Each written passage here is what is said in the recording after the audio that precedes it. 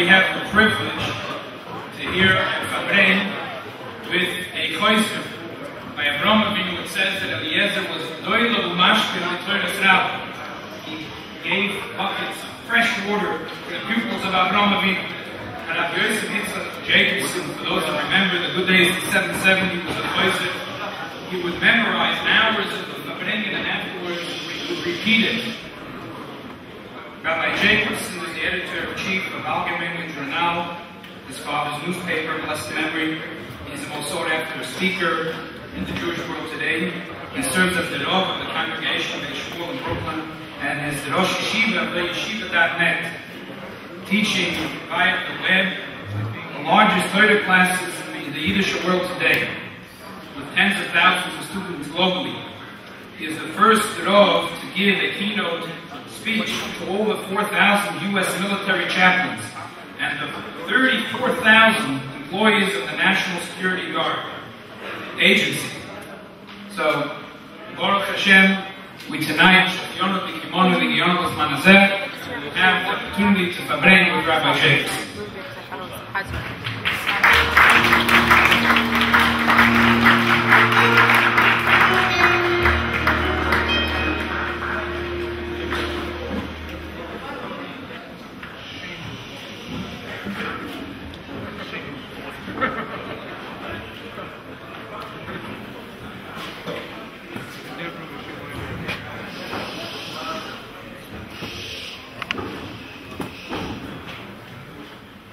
Yom-Tes, good evening, welcome to all of you who are assembled here this evening to honor the great auspicious day of Yud-Tes Kislev, the 19th of Kislev.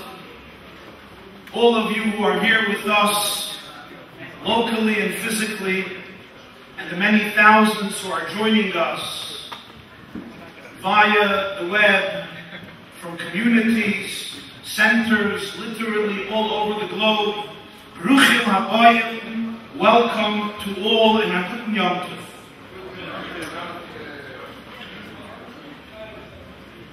The 19th of Kislev, as you know, is the Yortzeit, the anniversary of the passing of the great Maggid of Nesrich, the primary ear and pupil of the Baal Shem Tov, the founder of the Hasidic movement, and also the day when Rabbi Shnei Zalman of Liadi, the founder of Chabad, the author of the Baal Tanya, the author of the Tanya, and the Shulchan Aruch, his code of law, and one of the greatest Jewish personalities of all time, was liberated from his czarist imprisonment.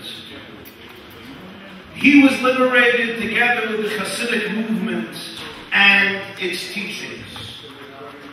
This is the 200th, it's been 211 years since the first 19th of Kislev Liberation Day in the year Tov Kuf Nun Tes, or 1798. By Chassidism, every journey begins with a melody.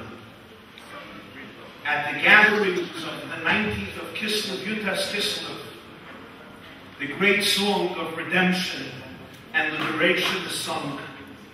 It's a song from the 55th chapter of Tehillim of Psalms, on the words of King David David HaMelech, Hada b'sholem nafshi, mikrovli ki b'rabim hayu imani.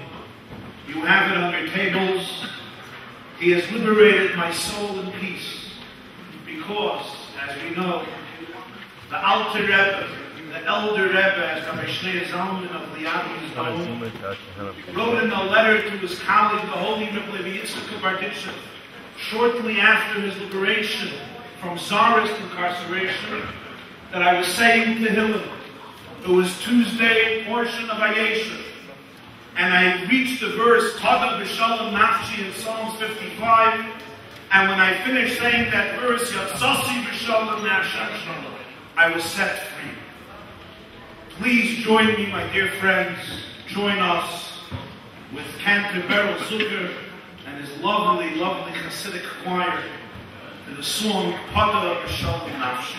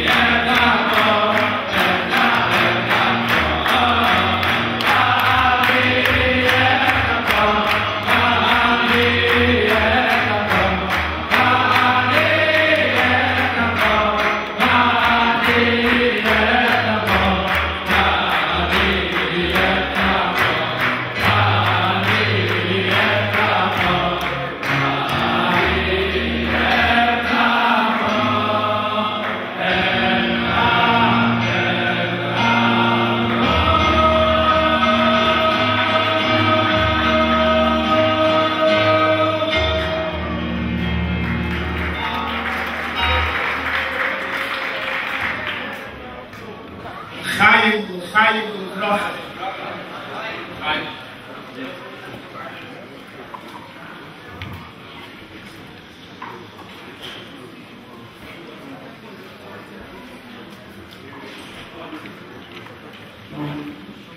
There was once a wealthy Jew from Chicago who consulted his teacher, his master, the Lubavitcher Rebbe, about a particular business investment. The Lubavitcher Rebbe expressed his opinion against the investment. But it seemed so promising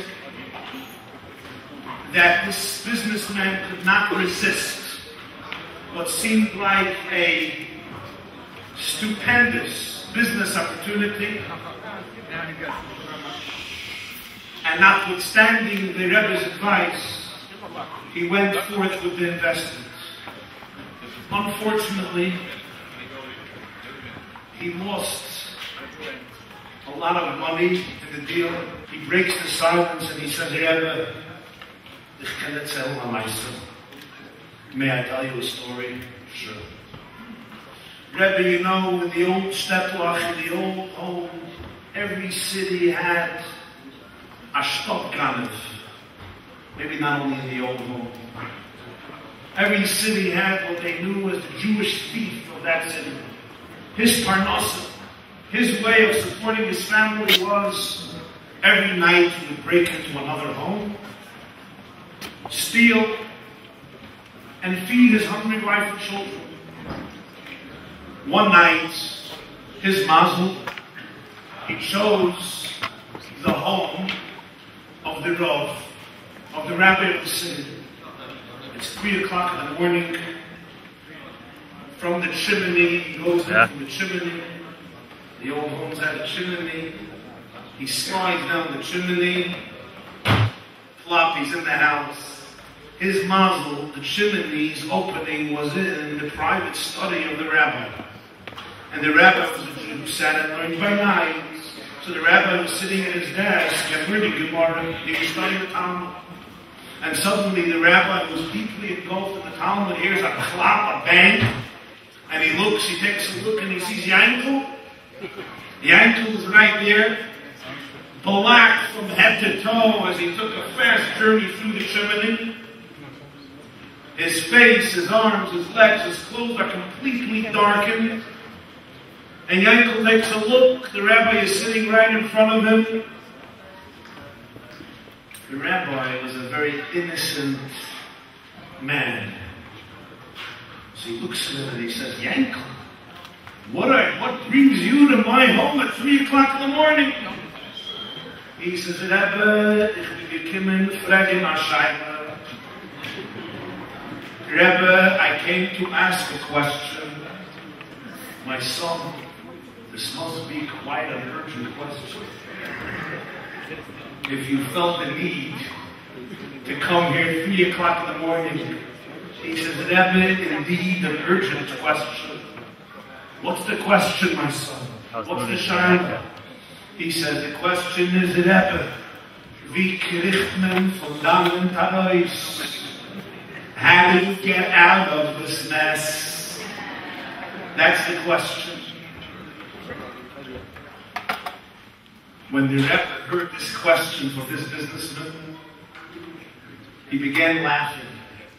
And laughing so loud that even those who were standing outside of the Lubavitcher Rebbe's private office and in the room nearby can hear the gelächter, they can hear the chuckling of the Rebbe who really appreciated the story. Wie kriegt man von dannen heraus? How do you get out of this situation? How do you get out of this mess?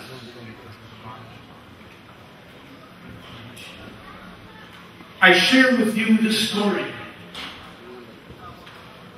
because of a very interesting expression used concerning this day, Yud-Tes Kislev, the 19th of Kislev.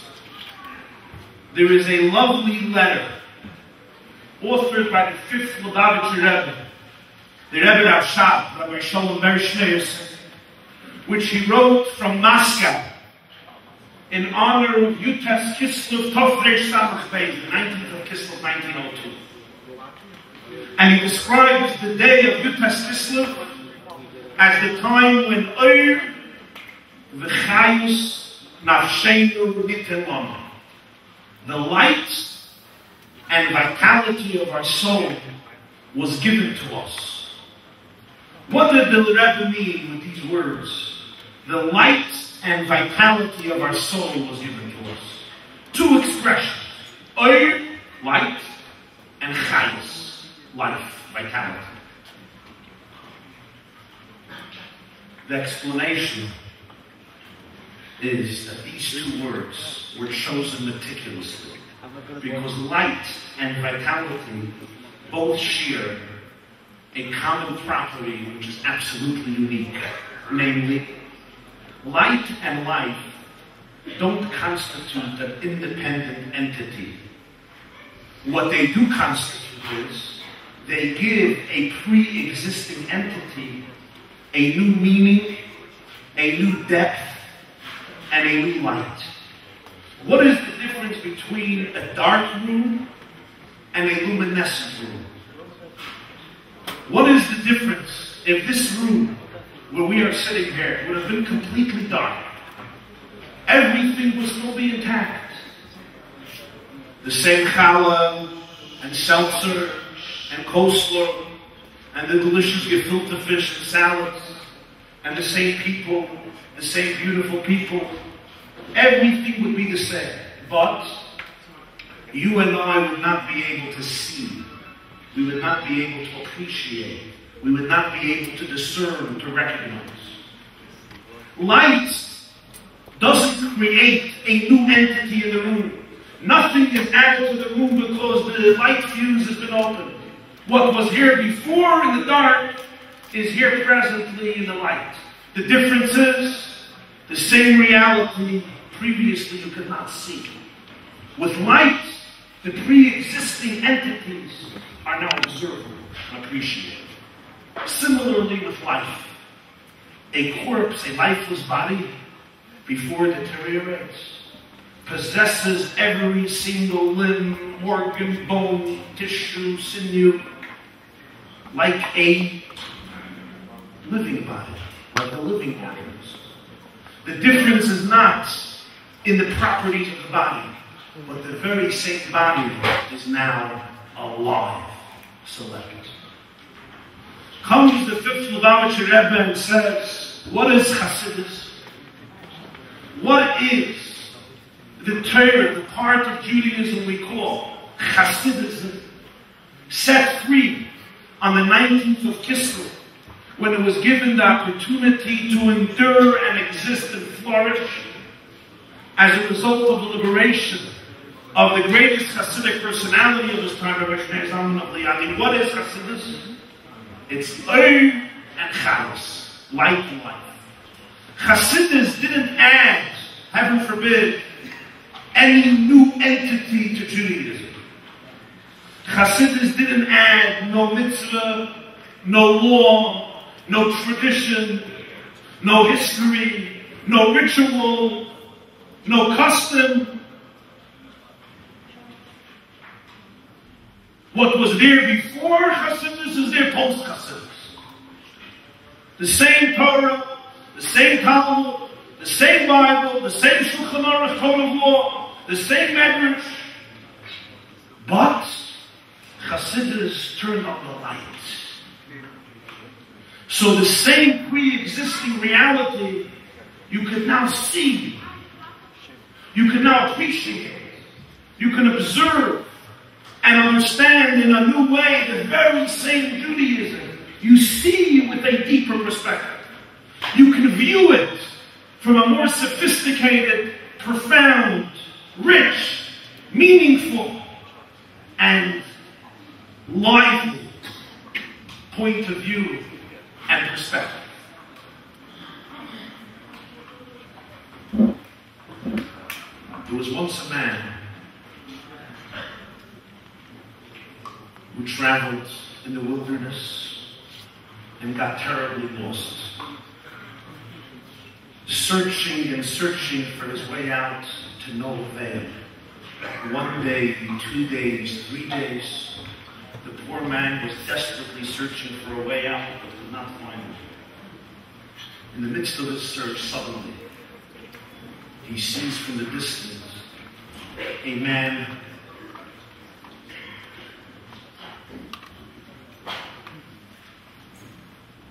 excited, enthusiastic. He runs over to the man. He says, please, I beg you, I'm lost in this desert for 3 days. I have no way out. Please show me the way out. How do I get out of here? And the man says, you were lost for 3 days. I'm lost for 3 months. I can't show you the way out, but I can show you which way will not take you out. Because after 3 months, I have experimented with many a pathway, with many a voyage.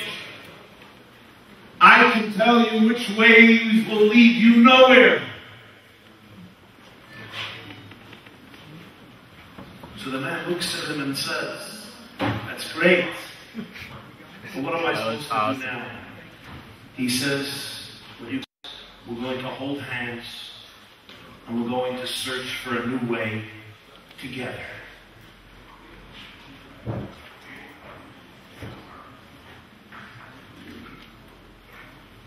Yud-Tes Kislev, Chassidus, does not change and did not change the facts on the ground. Everybody in the world has a petal. I think even in Flatbush. Everyone in the world has their challenges. We all wake up in the morning, and everyone in their own way has their stressful day ahead of them. Your worries, your concerns, your dilemmas, your challenges, financial, psychological, mental, emotional, with yourself, with your marriage, with your children, with your home, with your business, with your soul, with your God. The facts of life don't change. We're all in the same boat. We're often all lost in the same wilderness. The entities in the room don't change. What Chassidus gives us is not different facts, just a different perspective. The same reality, but how do you look at it? How do you view it? How do you deal with it? You meet the same people. You deal with the same difficult situations. You're challenged by the same struggles. And you stumble over the same failures and obstacles. But there's light. Light doesn't change the entities, but the light shines a luminescent brightness on the facts to be able to see them, what they really mean, what is their ultimate purpose, how to find meaning in it. So on the 19th of Kislev, we hold hands and we search for a new way together. L'chaim, l'chaim, l'bracha, please join me as we say l'chaim.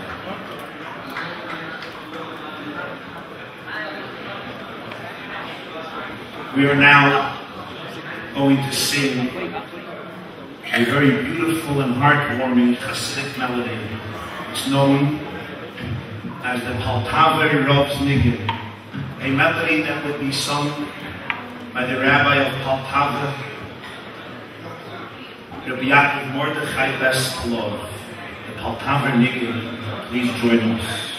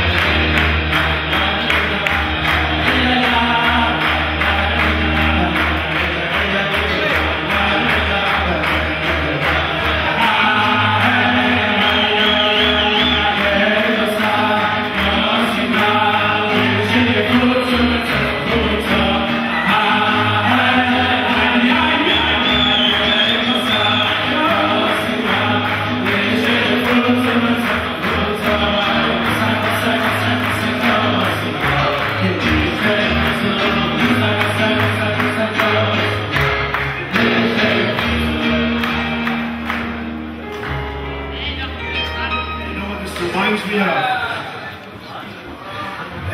me of a story.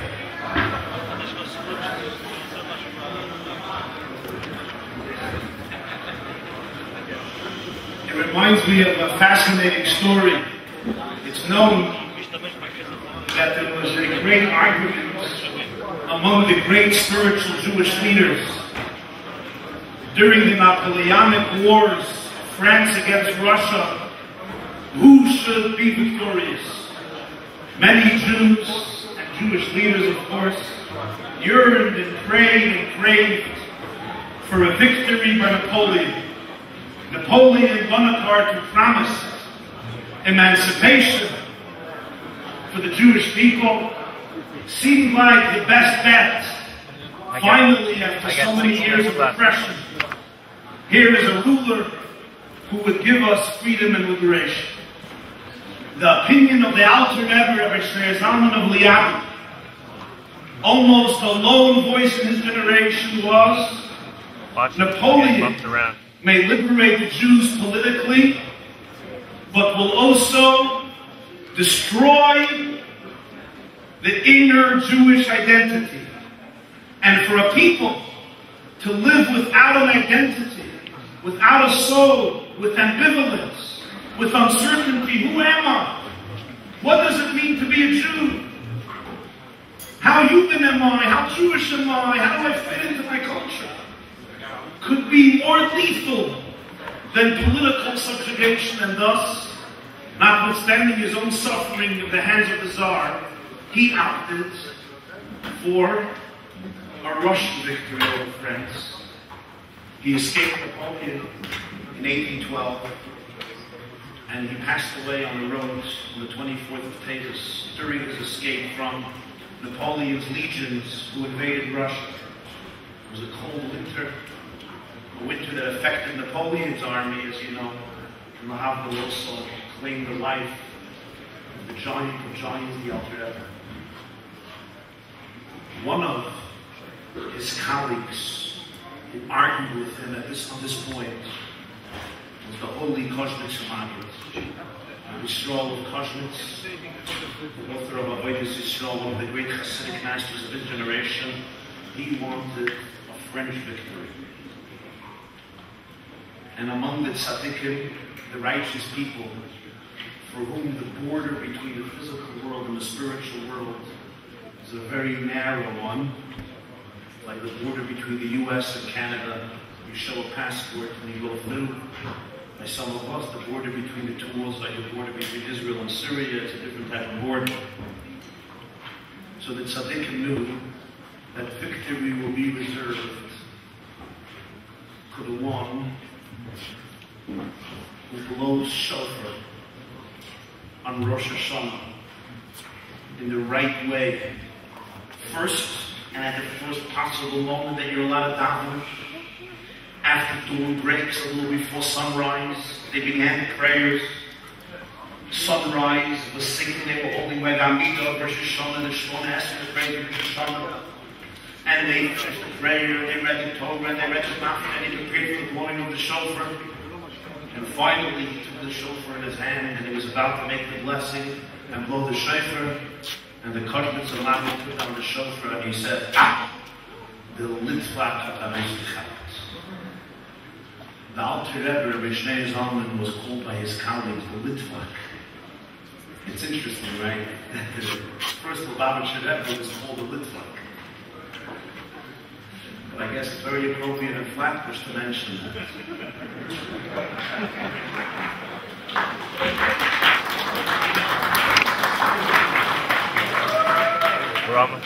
Why did they call him the Litvak?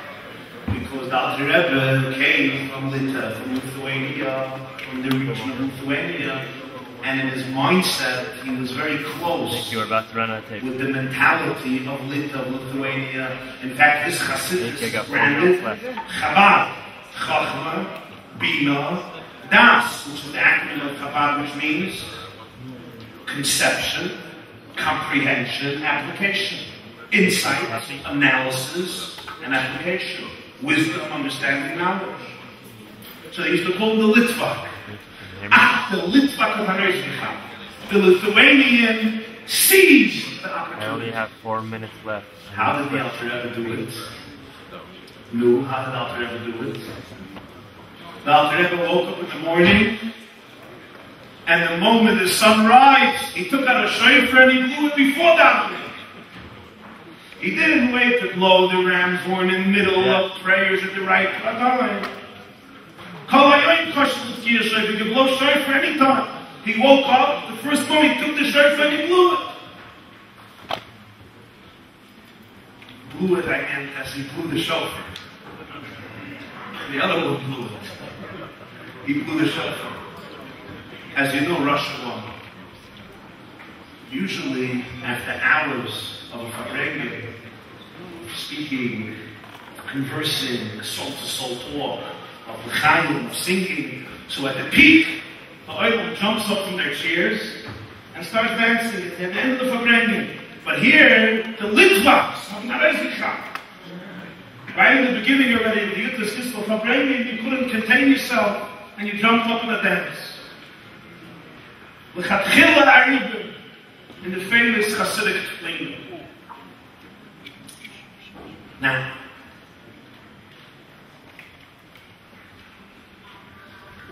back to our developing theme. The light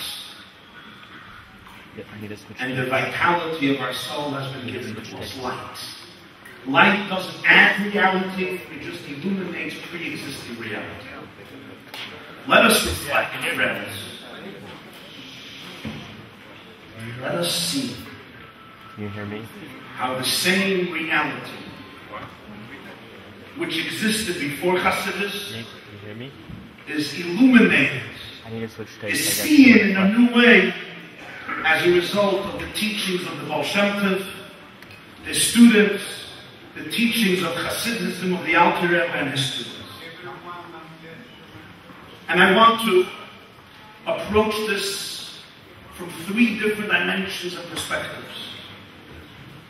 How we view a Jew, how we view the world.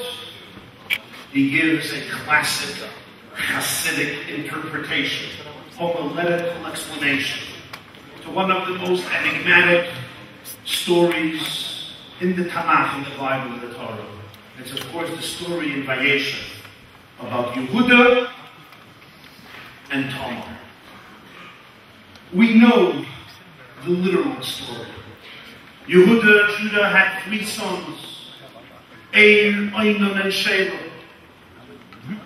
Eir married a young woman named Tamar. Tamara, I guess they would call her. Eir died childless.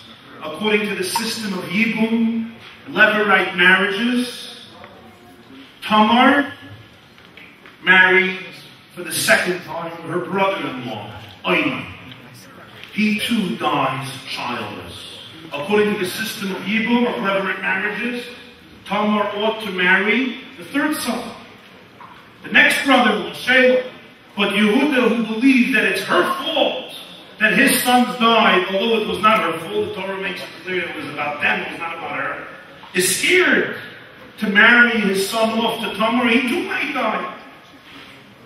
But on the other hand, according to the legal system of Jewish law, even before the Torah was given, she has to marry Shelah. She's bound up to Shelah, but Yehuda doesn't want to do it. So what does he tell her? He pushes her off. Shri Almanas basically, sit in the home of your father. Wait, out ki yikul Shelah, till Shelah grows up, becomes a big boy, matures, then we'll marry him off. But really, he was thinking, I do not want to give her a Shelah. And Tamar waits, and waits. She is in an impossible situation.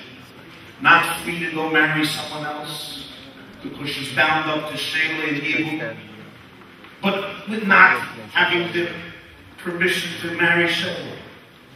The Ramban Nachmanides makes it very clear in his commentary that before the Torah was given, before Matan Torah, Yibum, Levirate marriages was not only for a brother-in-law, as it is post-giving of the Torah, but it was to any family member, any kid, the closest kid. It could be a brother-in-law, It could be a father. So if she's married to a man and he dies childless, either she can marry his brother or marry his father. Tamar now chooses that path. And when she hears about Yehuda's journey to go shear the wool of his sheep, we know the story. She disguises herself, has relations with Yehuda, with Judah, and conceives a child. Vayihi kimeshloish chadashim, 3 months pass.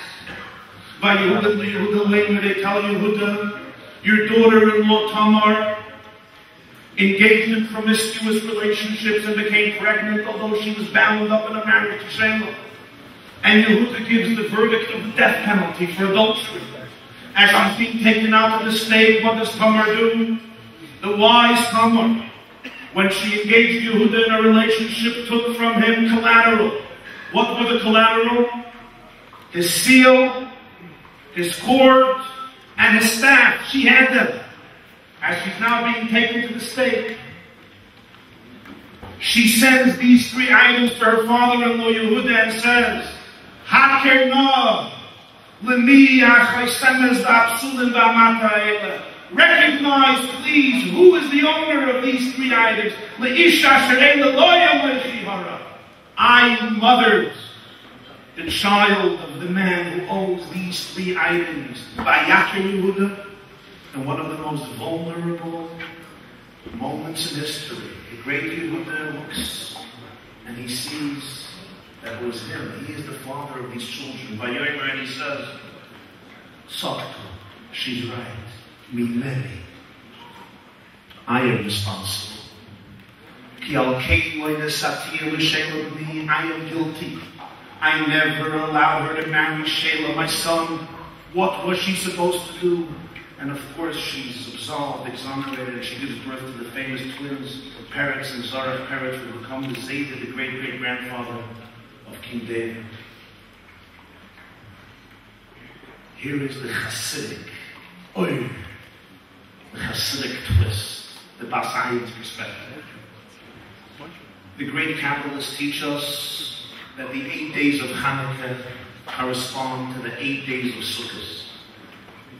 In fact, the Gemara Hadid, the final verdict of the year, happens when? On Hanukkah.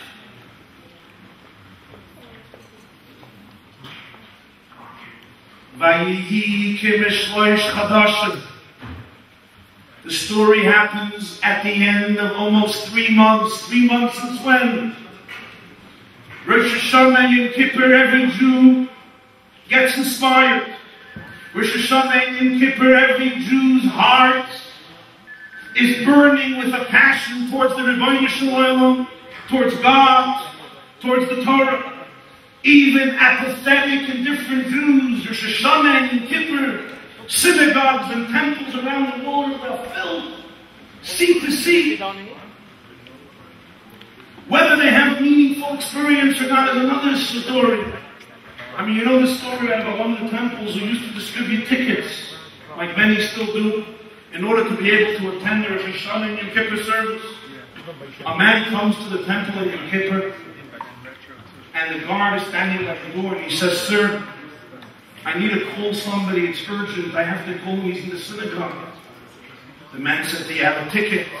He says, "No, I don't have a ticket, but I'm not planning to stay here in the synagogue, I just came to call him out." He says, "Without a ticket, I can't let you in. Please, I really need this person." The guy says, "Okay, I'm going to let you in, but let me not catch you praying." What type of experience people have is a different situation, a different question. But the fact is that Rosh Hashanah and Yom Kippur, the spark in the Jews aroused towards the central flame, the divine flame. Yehuda has all 4 names of Hashem in the name, in God in it. Yehuda, Yud, He, Vav, and He. And the Dalet also is often used as a symbol for God. That's Yehuda. Tamar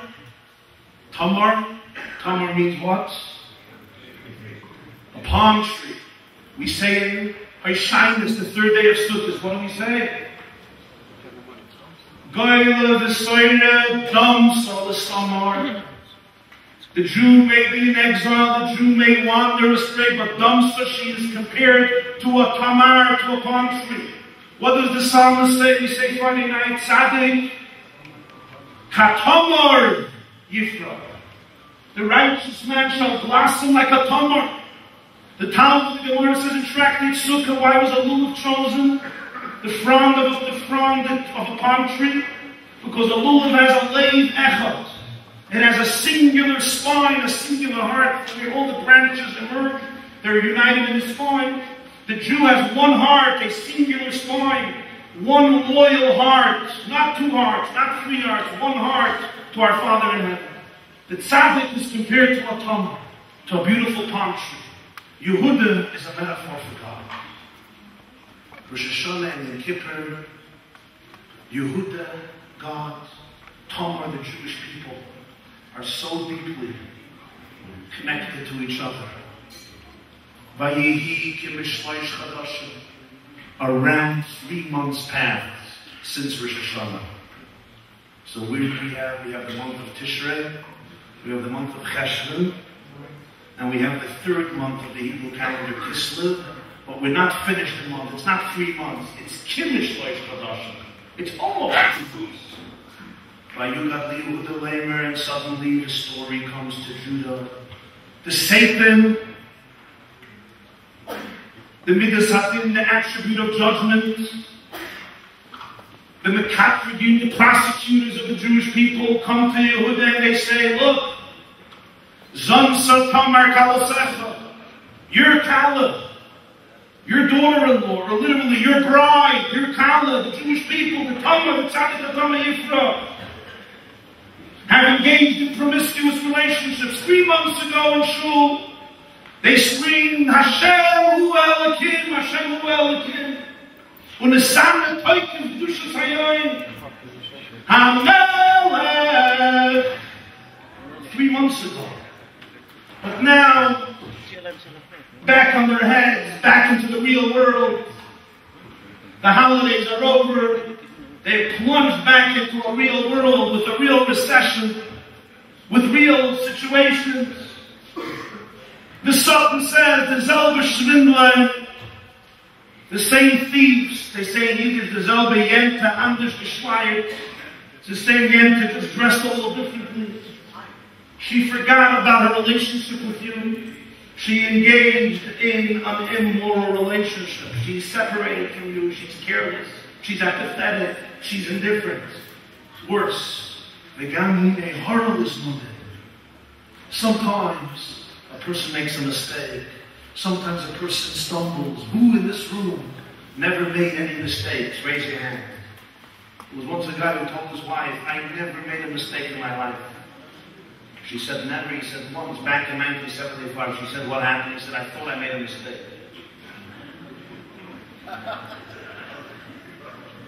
Every person stumbles, fails. This is the nature of a human being. The human condition is that we are flawed and we make mistakes. But then there is, you become addicted to your mistakes. You start worshiping your mistakes. You make a philosophy out of your failures and flaws and obstacles. Tamar didn't just one night have a weakness and she fell, she stumbled. No! A mensch is a mensch. Und a Mullah sagt, a person is only a human being and sometimes not even that. The Gaming horrible. She committed herself. She is completely addicted. She is completely entrenched in a promiscuous relationship, in an immoral union, in an unhealthy intimacy. She's mothering a child from that relationship.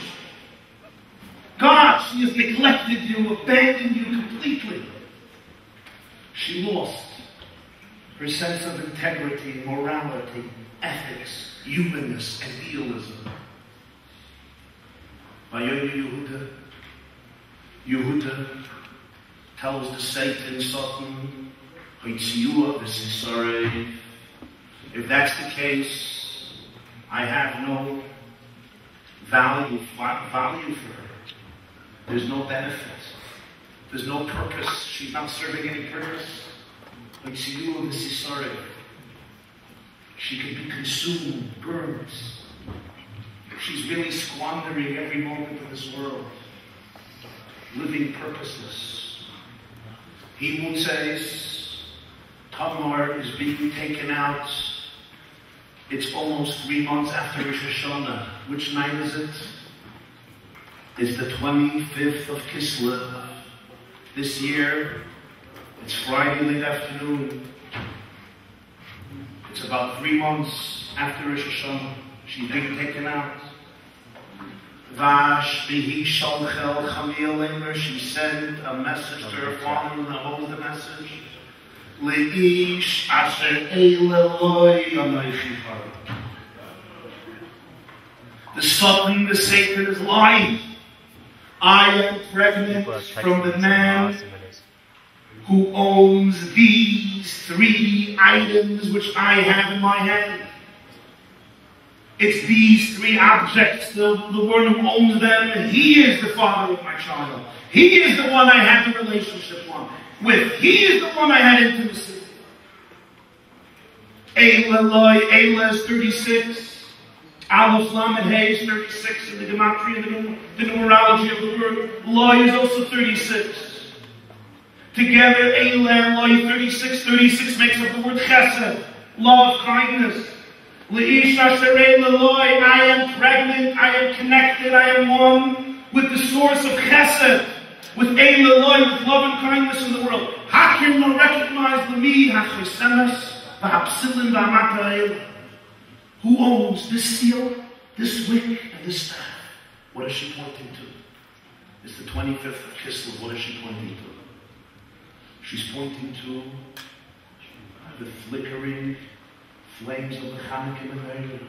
Hakim will recognize Lemi hachisemes. Who owns this seal? What does she mean?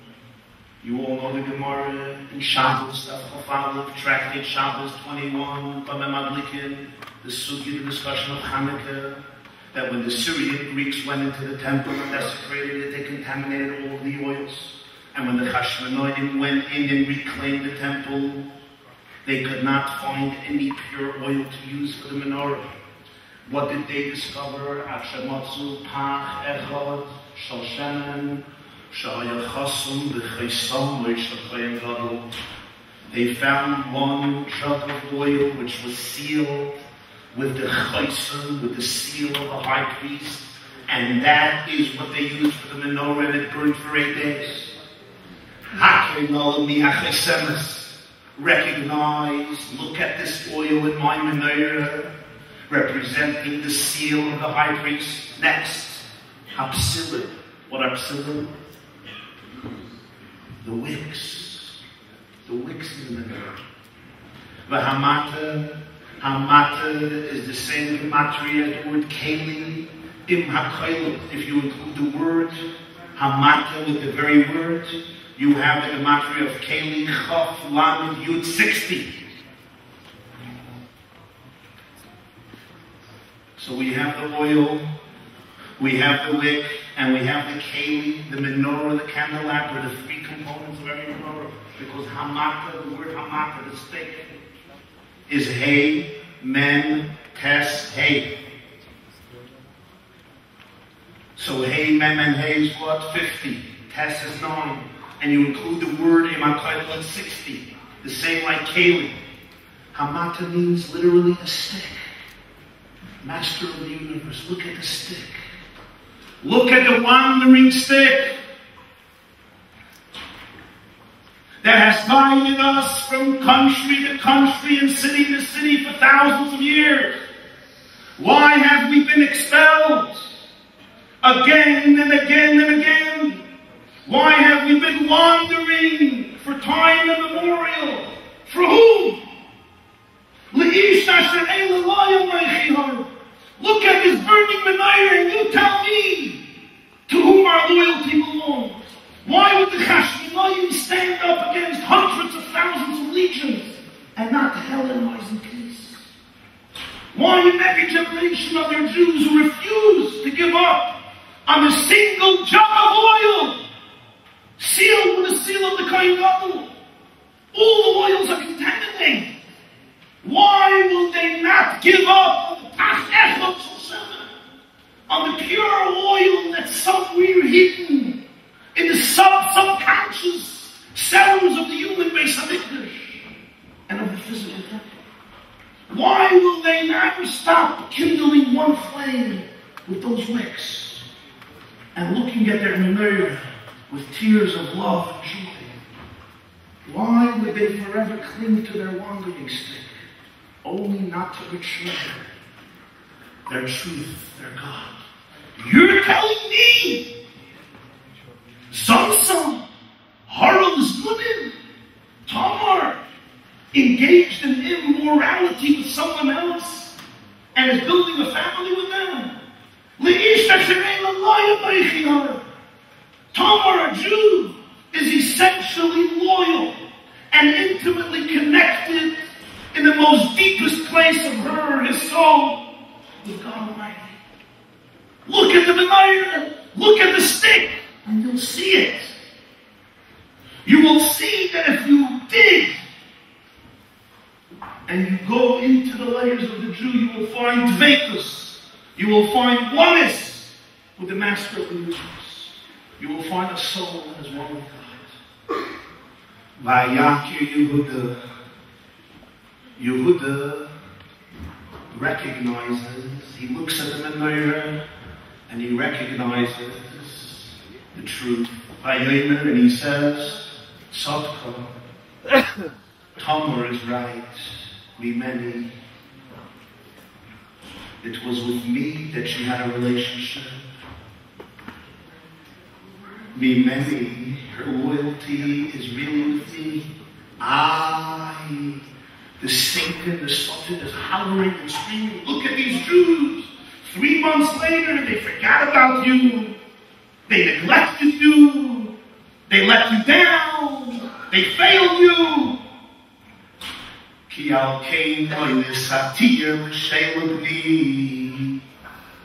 am guilty because I haven't given her to Shela, my son. Who was Shela? You remember the commentary of Rashi? Rabbi Shlomo Yitzchaki in Parshas Vayechi at the end of Genesis. Our father Yaakov, Jacob, blesses his son Yehuda. And what does he tell him? La Yasur Shevet mi Yehuda Mechayket Mebein Raglav Ad Ki Yahweh Shila. Your scepter will not depart from Judah, nor a ruler between his legs. Ad Ki Yahweh Shila. Till Shila comes, what does Rashi say? Who is Shila? Back to our story, Hashem says, I am guilty. I haven't given her to Shela, my son. 2,000 years. She's waiting for redemption, and I haven't brought Mashiach. I haven't given her to Shela, my son. What do you expect? That 2,000 years of searching and searching and searching, a Jew should never doubt. A Jew should never get lost. A Jew should never stumble. A Jew should never make a mistake. Tamar is guilty. You're guilty. You this is I'm guilty. Look at Tamar. Everyone, all of our old friends said Tamar was master's of. Why are you deceiving yourself? Yehuda is never coming back to you. Shela is never coming back to you. Forget it. You're a young woman. You have a bright future.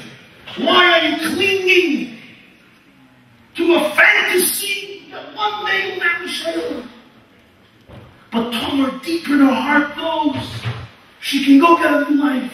But she knows, she feels in every fiber of her being that she belongs to this family, because the greatest things will come out from her relationship with this family. She can't articulate it, but she knows it. Isn't this the story of the Jewish people every morning? The Jew states, Ani mamin, be'emunah shleima b'viyas HaMashiach, v'afal pi she'yismamea, achat oleh b'chol yom she'yaveh, and people are scoffing, people are laughing.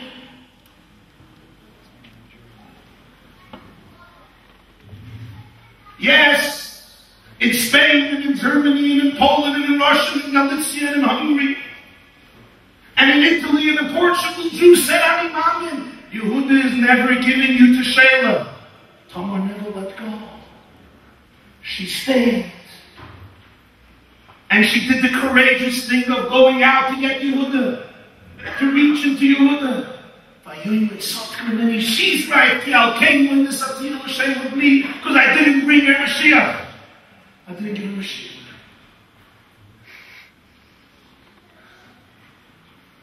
And of course, instead of death, birth comes out.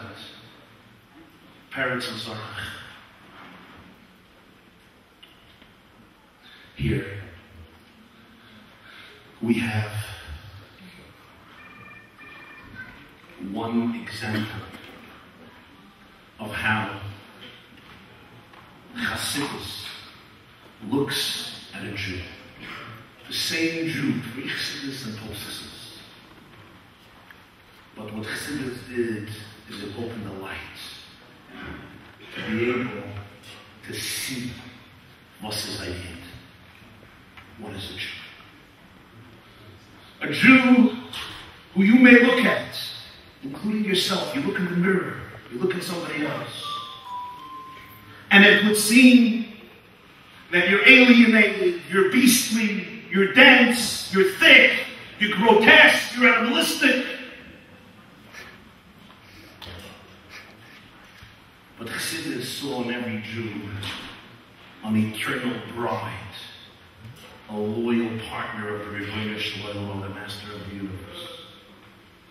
To the extent that from a Chassidic approach, even when you have a Yiddish menorah, a Tamar, but her name is not Tamar, her name is Miriam Bas Bilgah, Miriam, the daughter of Bilgah, who at the end of the Sechta Sukkah, the end of Tractate Sukkah, the Talmud describes how at the time of Chanukah, Miriam Bas Bilgah, who came from a family of Kohanim,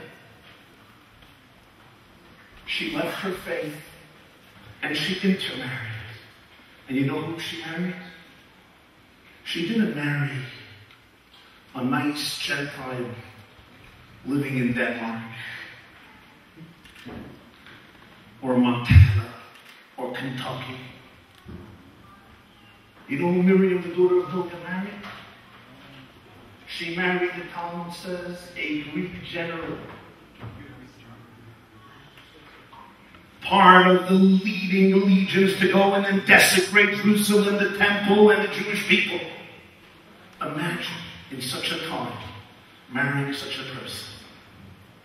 May I give a simple example?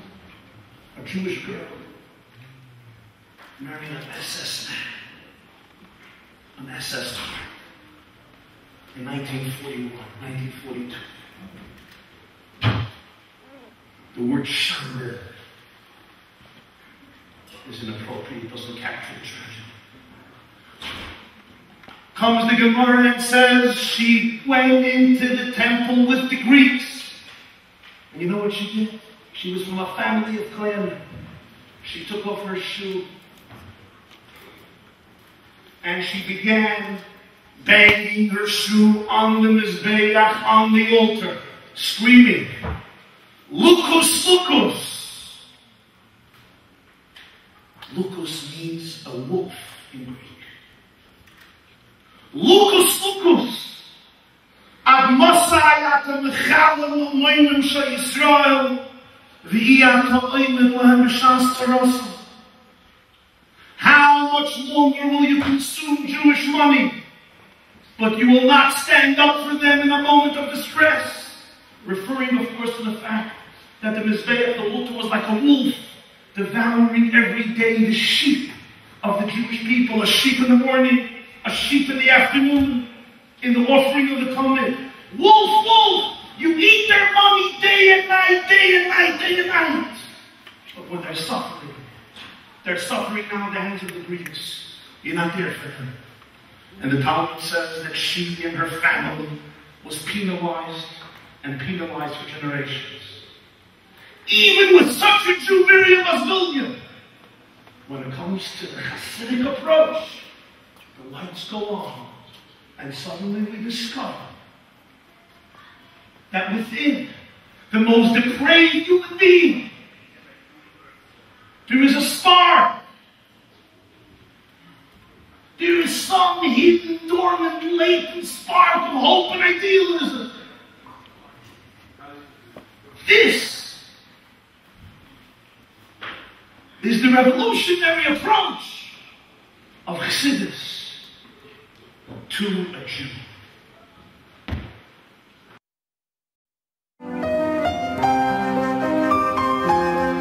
The Talmud relates, the priestly dynasty of Bilgah was punished for the deed of one of its daughters. But why punish the entire dynasty? The Talmud answers, because woe is to the wicked, and woe is to his neighbor. In that case, the Talmud continues, good is for the righteous, and good will be for his neighbor, for the power of goodness is infinitely greater. A classic piece of Talmud in a totally new light.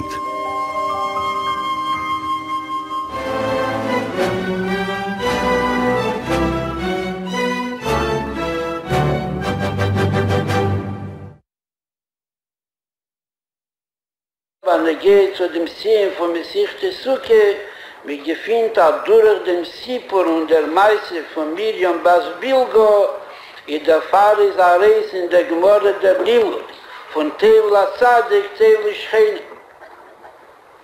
Wie bald sie durch hier das Reis gekommen, darf sich hier kommen der Fall als Schad. Die Gemorre sagt, was sie gewähren Miriam bas Bilgah in Mira Dosa, übergebieten dem Rendel. Die Token größere in viele. Wo sie dann noch gewähren, ist Asles Abdiet. Chafni gab mit nicht genieden. Danach sagt die Gemorre, wo sie getan ist, ja reingegangen und hat angenommen den Beis Amigdash. Und danach hat sie genommen, Topchal am Isbeach und hat gesagt, Lukus, Lukus, als Eichel Mamenem shall Yisrael, wenn mit lehem Beis Zerosen. Was für ein Ehrlich hat das, לגבי מירה דוסו ולגבי ניסס לסרגי. Setzt man das, viele Mira דוסו und viele ניסס לסרגי. Und sie gegangen mit die, was haben eingenommen den Beis Amigdash. Hereingetragen hin zu der Welt, die Inni von der Dalle, was wir dort machen. Es einfach bekam Mondmann von ihr, oder das so, was sie geklappt mit der Sandel auf dem Isbeach. Was ist da der Schwachste bedauert?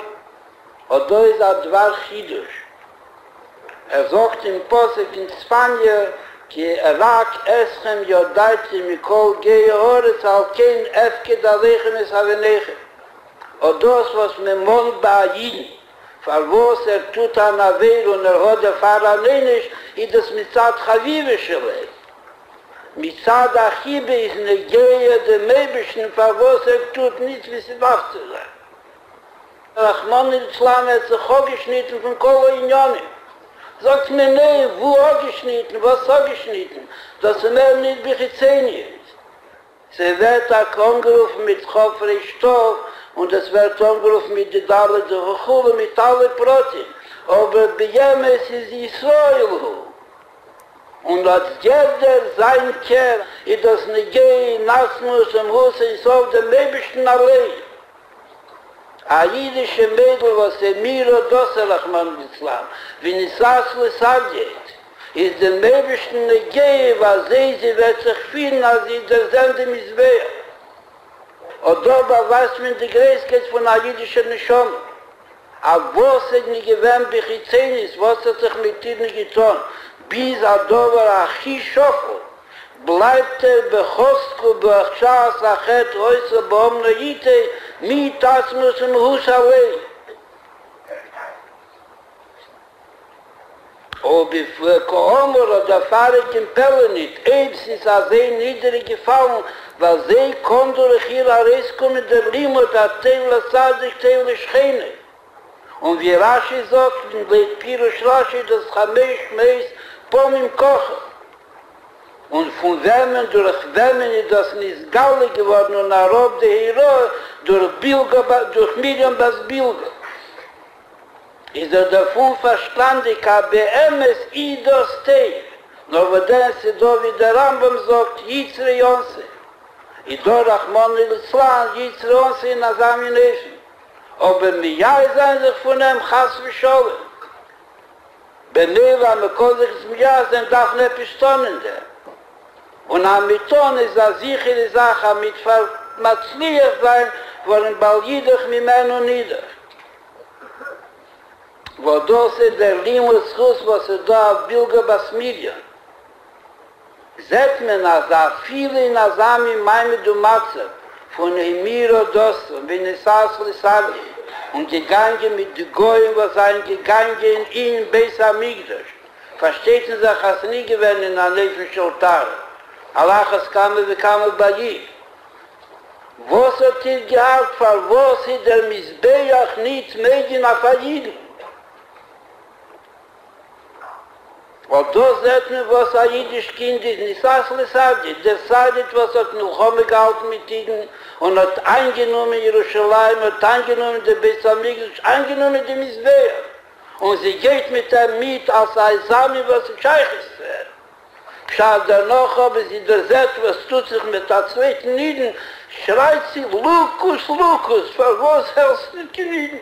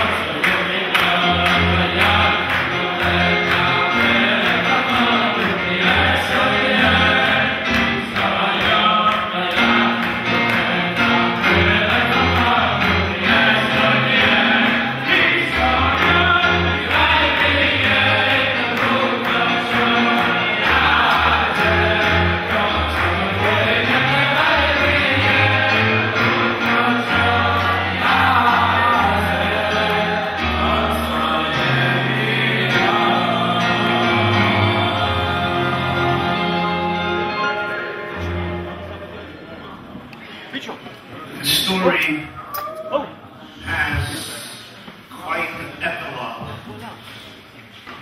A very dramatic sequence. And I want to share it with you here this evening. As expected, the Lubavitcher Rebbe received many a letter following this presentation, this talk which you have just observed. Said on the 6th of Tishrei, 1974. Vov Tishrei Tovshem Lamed Hey, the yahrzeit of his mother, Rebbe Chana, and he completed learning the Masechta Sukkah, Tractate Sukkah. And the Lubavitcher Rebbe receives many a letter from good Jews. And what do you think they wrote to him in the letter? I'm sure there were at least a few Jews sitting in this room in Flatbush who may have entertained the same thoughts. You don't have to raise your hands. They wrote to the Rebbe this. Es hat euch nicht ausgefällt mehr, nicht wie zu sagen, aber uns hat Miriam was Bilgah. You couldn't find anything else to discuss in this story, but to find the redeeming factor of Miriam, the daughter of Bilgah. As the Rebbe so eloquently described what a depraved human being is. A Jewish girl who comes from Kohen and from priests, who serve in the temple. She converts. She intermarries. Who does she marry? A Greek general who's going in to destroy the Beis HaMikdash. This is your husband.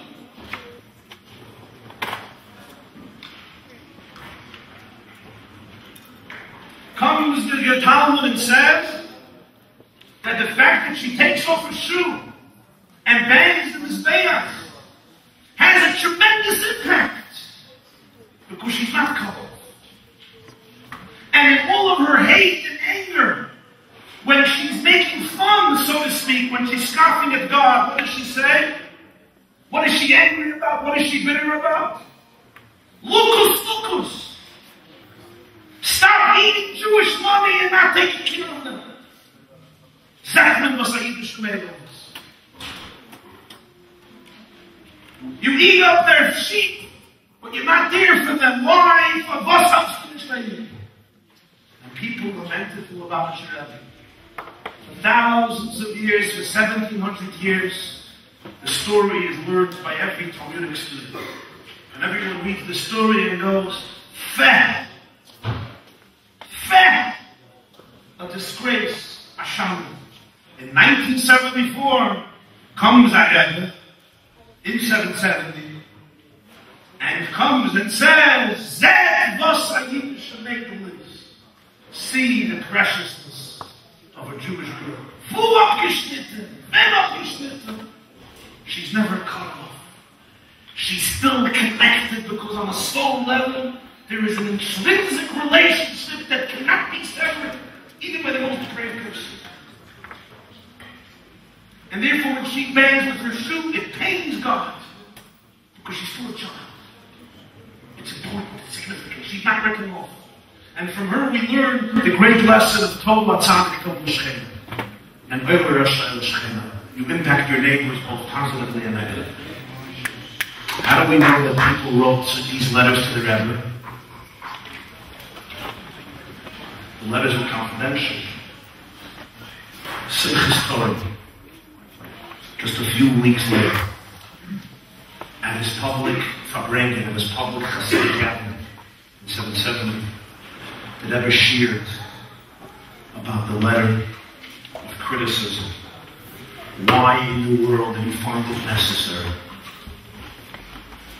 to compliment, to elevate Miriam as Bilgah?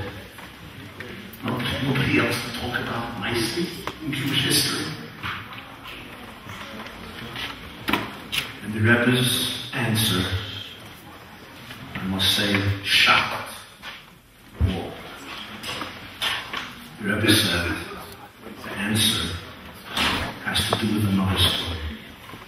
And the story, he said, I recently learned from a manuscript that arrived here not long ago. An old Chassidic manuscript in which the writer tells a story about who? the Alter Rebbe, Rabbi Shneir Zalman, whose liberation we commemorate and celebrate tonight. The story goes like this. You know what a dibuk is? A dibuk. A dibuk is, of course, a person who tragically is afflicted by a terrible malady. Namely, as the Kabbalists explain, the soul of another person, another soul, attaches itself, it claims dibuk to another soul, to a person, and would not let go. So now this human being has two divergent personalities. There's two people. There's your soul, your own personality, and there's the dibuk of another soul. And it goes on and off, and the pain and the agony and the confusion is unbearable. It is excruciating. A man with dibuk comes to the Alter Rebbe. He's looking for healing. He's seeking recovery from his dibuk. He went to many, and nobody could find a remedy for him. He comes to the Alter Rebbe, Rabbi Shneir Zalman. The Alter Rebbe begins telling the story, the famous story of Schaier the prophet. Schaier was a prophet at the end of the First Temple era who was murdered by Jews on Yom Kippur in the courtyard of the Beis Hamikdash. Schaier began prophesying about a pending destruction if Jews would not morally shape up, if they would not redefine themselves, if they would not find their way. Since the nation was entrenched, as the Talmud says in Yehuda, page 9 of Yehuda, that there was avodah zarah, idolatry, and murder, and adultery, and then culture was entrenched in these three behaviors. Schaier warned them of a pending destruction on Yom Kippur, in the Beis Hamikdash. He is murdered. And Jeremiah Yirmiyah would mention it in Eicha, in that pasuk, in Yeharei Kohen v'Navi b'Mikdash Hashem. A Kohen and a prophet would be murdered in the Mikdash, and everybody knows the story in Shrek Gittin about Mizraim trying to avenge the blood of Schaier. Horrible, tragic story. The Alter Rebbe, lo and behold, began explaining a positive component in the motivation that drove Schaier's murderer to murder a prophet of God, a fellow Jew, on Yom Kippur, the holiest day of the year, in the holiest place of the world. And Alter Rebbe said this. Everybody knows there's a difference between a prophecy once it's been articulated verbally and when it's still maintained internally. Once a prophecy has been articulated verbally, it carries much more weight and it is much more difficult to be turned around. Once it takes on a concrete expression in this world, the Navi, the prophet, explained and articulated the prophecy, it can still change because it's a negative prophecy. Negative prophecies can always change. But it's much more difficult. So the murderer of Schaier felt that once Schaier prophesied there's going to be a destruction, there won't be any turning back. Jerusalem will be destroyed, the temple will be destroyed, the Jewish people will be massacred and exiled. So he sacrificed his own life because the penalty of a murderer is extraordinary. He sacrificed his own future. And in his own erroneous mind, he made a mistake. But he was justified based on the ground that it pays to kill one man and save the Jewish people from a pending destruction. He knew he'll pay dearly for this criminal act. But in his mind, he was ready to do it as an act of sacrifice for Klal Yisrael, the Jewish people, and for the Beis Hamikdash for all time. So the Alter Rebbe asked, if that's the case, why didn't Schaier himself sacrifice himself? Namely, God tells him, prophesies, and he could say no. I have Kovish Nevuos Chaim, a prophet who continues his prophecy and does not fulfill the mission conferred upon him by Hashem. He deserves the death penalty from heaven. Let Schari sacrifice himself and put his own future in jeopardy and make sure that he does not convey the prophecy to save the Jewish people. Why didn't he think of it? And the Rebbe said, the answer is because a prophet, a Navi, is a complete conduit for God. A Navi, a prophet, a real prophet is translucent. God speaks the whole time. The voice of the energy of God is vibrating through the universe continuously. But we have static. We can't hear it. A prophet is completely translucent or transparent. The ego does not constitute a shell, and therefore the divine energy is communicated through him. So the prophet, who is a conduit for God, wouldn't entertain a thought of not conveying God's prophecy, because his whole entity is that he's a natural conduit for God. But this Jew, the killer, he thought, let me sacrifice myself, let me kill Zechariah for the sake of the Jewish people. And this is why he did it. The moment the Alter Rebbe finished the explanation, you know what happened? The Dibuk left. The soul that was clinging to this person who was suffering from it a very long time, it left. It made a sound speak, and it left his body, and the man returned back to his regular self. And the Alter Rebbe said, the Dibuk was the soul of who? The murderer of Zechariah the prophet. Since the day he murdered Zechariah, his soul did not find rest. We're dealing with more than 2,500 years. The soul can't go anywhere. It won't be taken into paradise, nor will it be taken into purgatory. Nobody even, sometimes the cleaners doesn't want to take your clothes. It stinks up to the feet. Purgatory serves a purpose. There's no hope. So what do? Paradise doesn't want you, and hell doesn't want you. What do? I don't know. It's bitter. It's bad. It's bitter. This soul, not for 2 years, not for 100 years, not for a millennium, not for 2 millennia. Since the end of the first temple era, Roman lost, attached itself, hopefully it attached itself to people where hope maybe somehow these people will be able to heal and will be able to rectify it. And the Alter Rebbe said, by me, by us, finding a redeeming factor, some positive spark in this corrupt, horrible, evil act of this person, the soul could now find a resting place.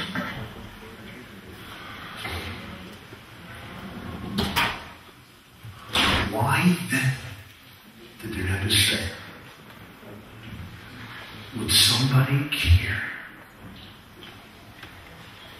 if at a Fabrengi, at a gathering, we highlight the redeeming factors about Miriam, the daughter of Bilgah? And suddenly, everybody realized the story behind the story. At the surface, it was the Chassidic teacher using the Chassidic approach and finding the goodness in the behavior of Miriam, the daughter of Bilgah. But there was a story beneath the story. And what it seems quite clear that the soul of Miriam was broken, also did not have any rest, also could not find a place. Since the Hanukkah story, more than 2,300 years ago, the soul of this Jewish girl who took off her shoe, banged it on the mizbeach on the temple of the altar of the temple, and shouted, "Lukus, Lukus! Ad Mosai at the Mechalel L'moinum Shal Yisrael V'yat Ha'limit L'hem Beisaros. Wolf, wolf!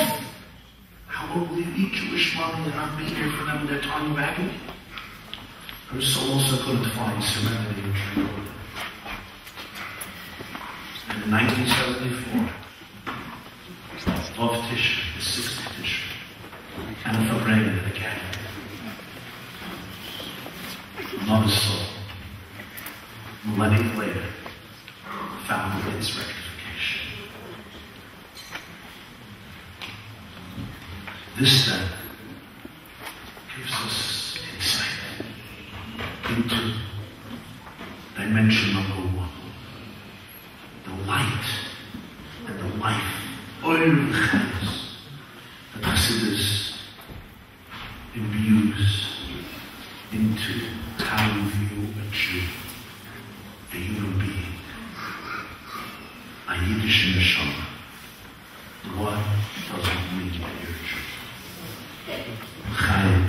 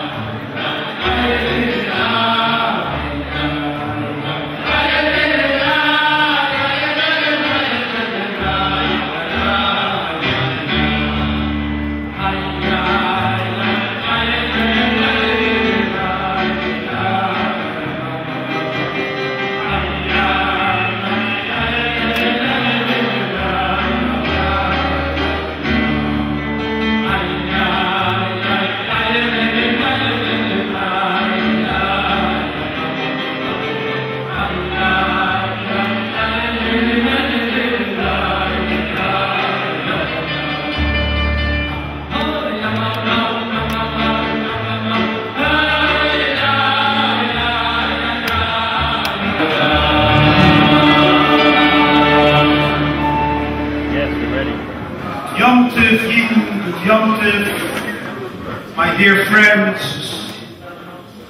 heilige Brüder, heilige Schwestern, brothers and sisters the world over, joining us here in Flatbush, Brooklyn, and joining us in close to 100 communities across the globe, shuls, homes, centers, Chabad houses. Welcome to all and a good Yom Tov.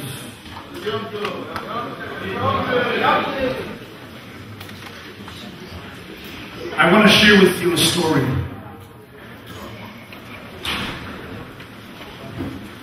But the story, like every story, requires a brief introduction.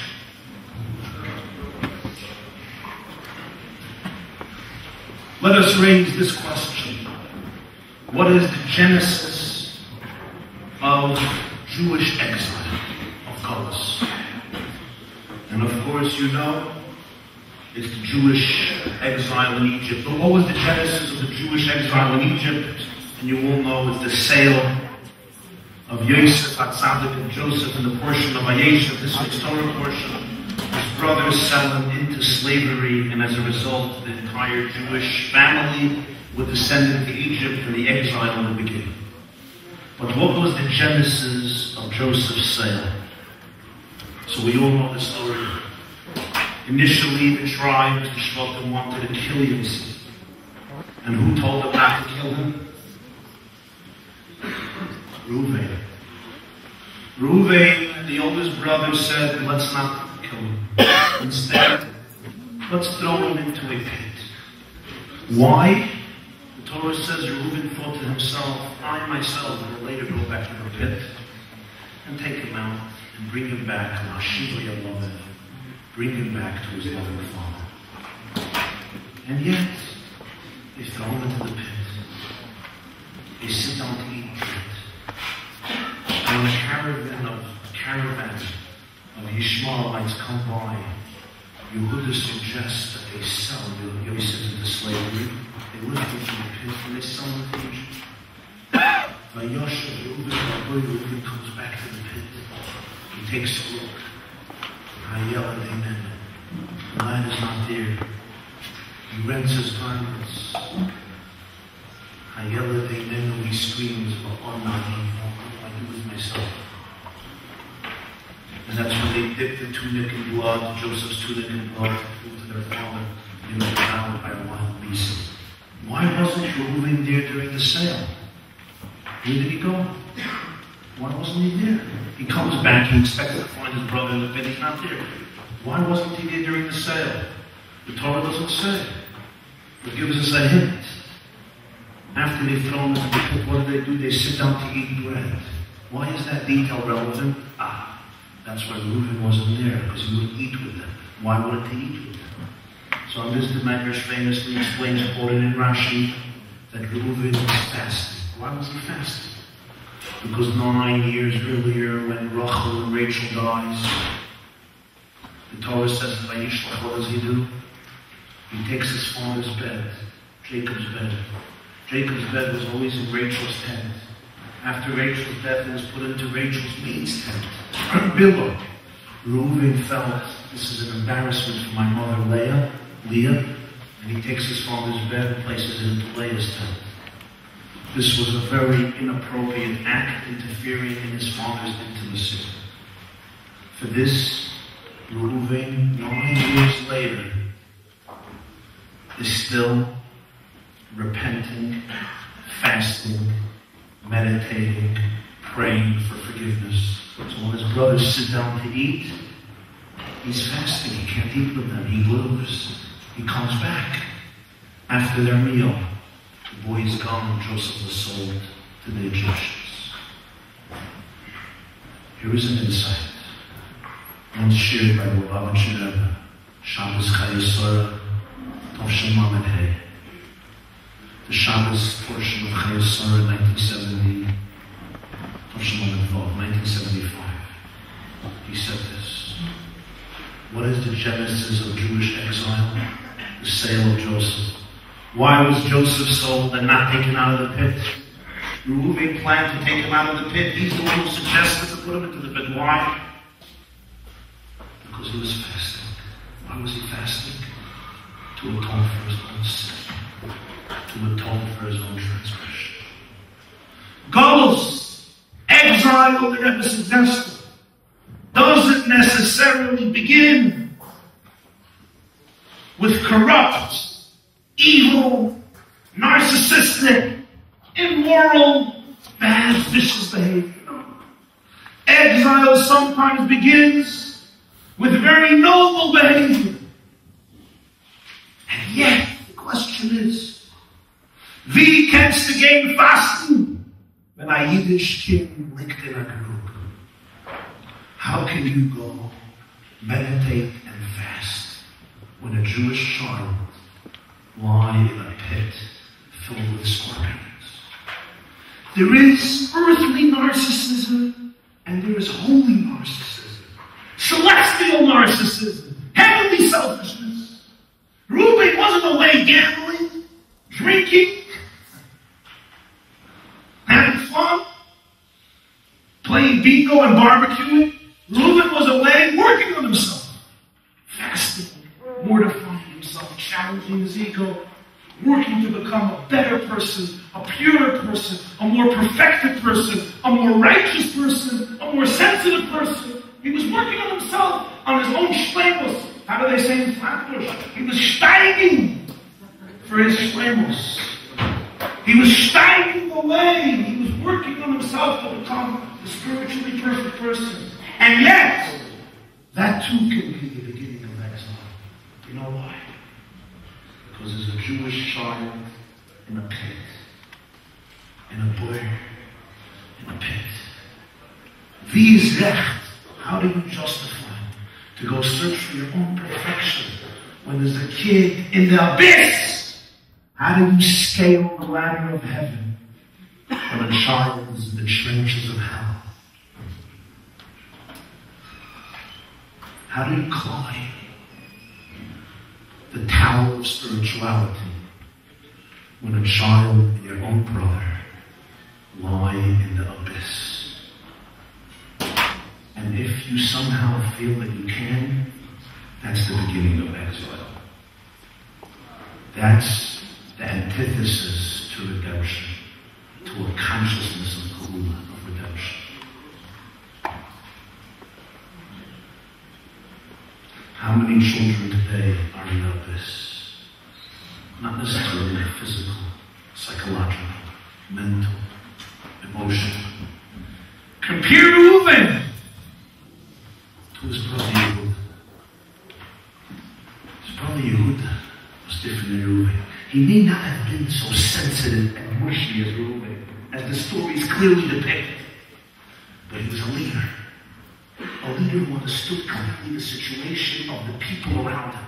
In the beginning of Vayikash, when Joseph was now the prime minister of Egypt, is holding Benjamin, his brother, in prison because he stole, quote unquote, his God, his Gviyah.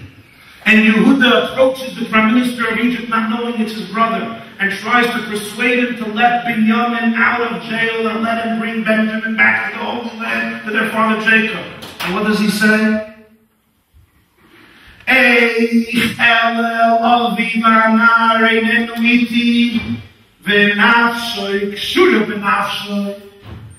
How can I go back to my father when the lad is not with me, when his soul is intertwined with his soul? Explain the Chassidic masters, what does this mean? Sometimes a Jew wants to go up to his father. I want to go up to my father. I want to enjoy my father. I want to hug my father. I want to kiss my father. Shabbos, the holy day of Shabbos. A Jew wants to go up to his father. He wants to segregate himself from the world. Comes Yehuda and says, how can you be complacent with your Blat Gemara, with your learning, with your fasting, with your praying? The child is lingering in the abyss. And your father's soul and this child's soul are intertwined, they're interconnected, they're one. when he sees that the child is not there, amazed. My father will perish, will die. You can't be without him now.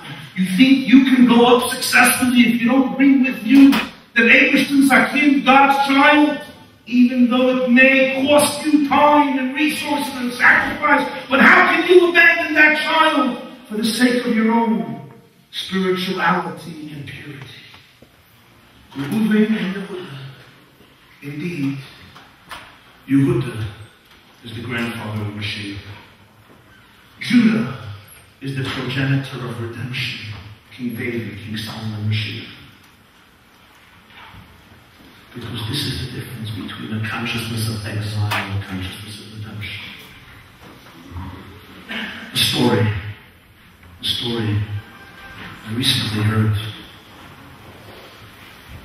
You know, one of the first major Jewish establishments when the immigrants began coming over from the Alta Hague, from the other side of the Atlantic here in the United States, New York, was Bronzeville. Many shuls, many synagogues were in Bronzeville. I guess in the future Bronzeville will come back, but not yet.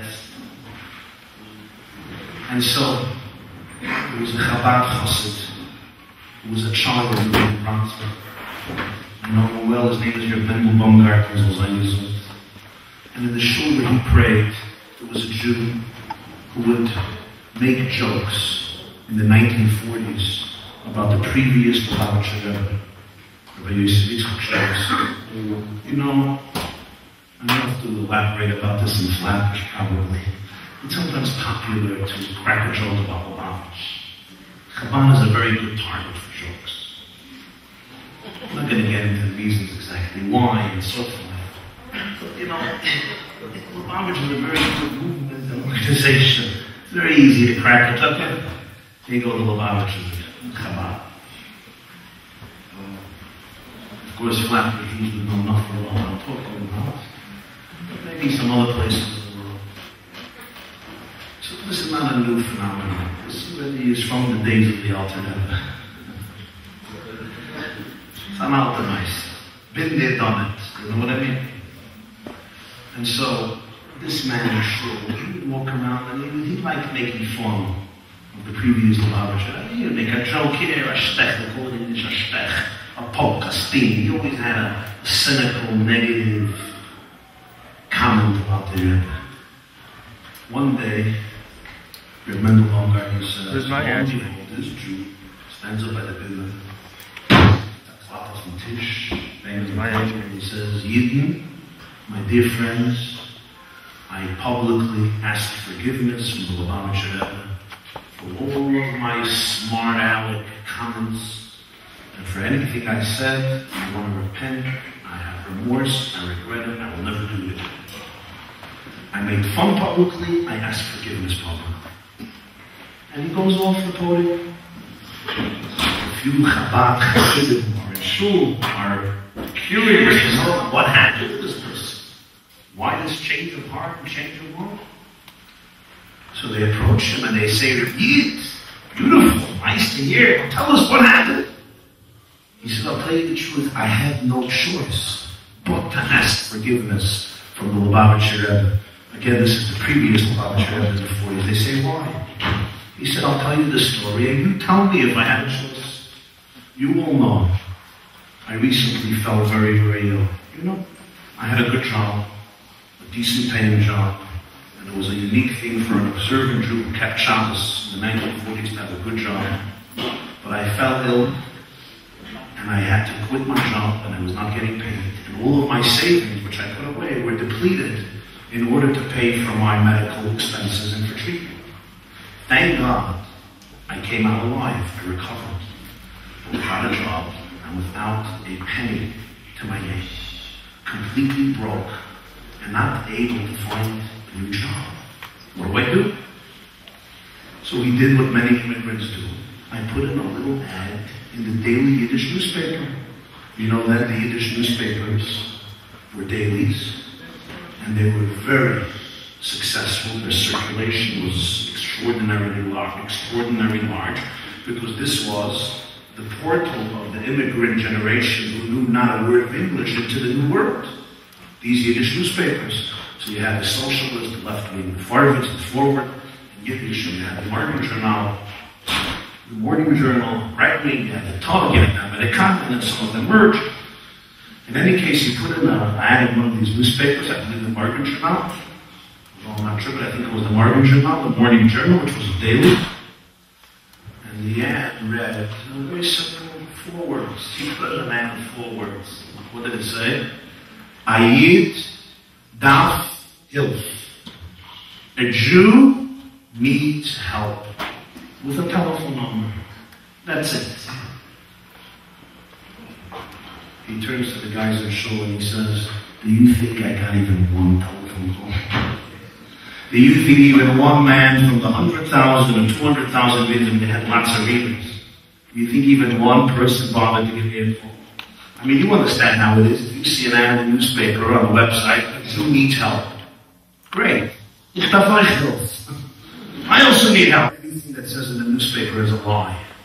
Even the date was printed yesterday. It's a new day. The old newspaper is gone. It's garbage.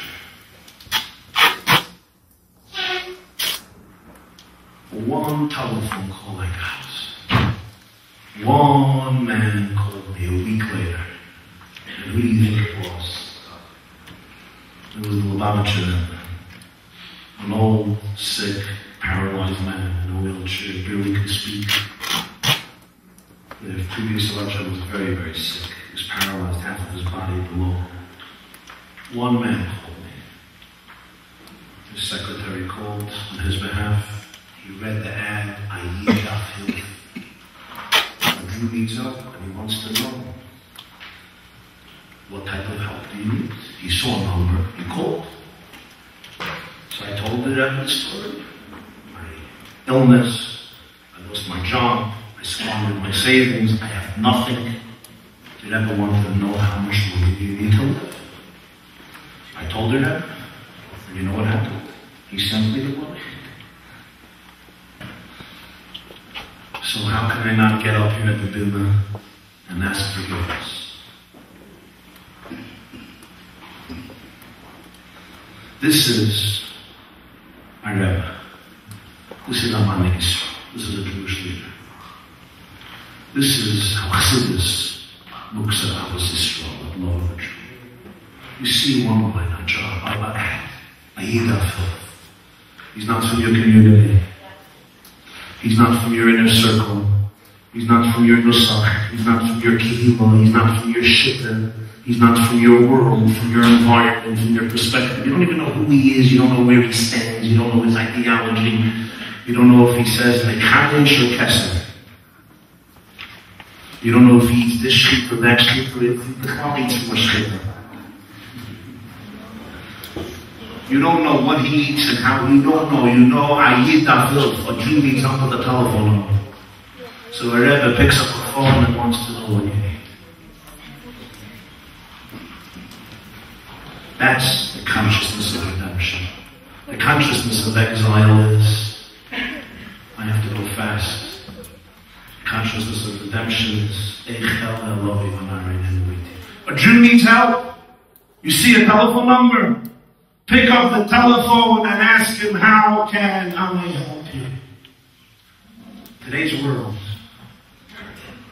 the disagreements, the conflicts between Jews are quite loaded. I once heard from the Rebbe at a public gathering. He said, why is it you tell a Jew, Shalom Aleichem, peace unto you, and what is his response? Aleichem Shalom, unto you peace. Why doesn't he reciprocate? You say Shalom Aleichem. He or she should say Shalom Aleichem.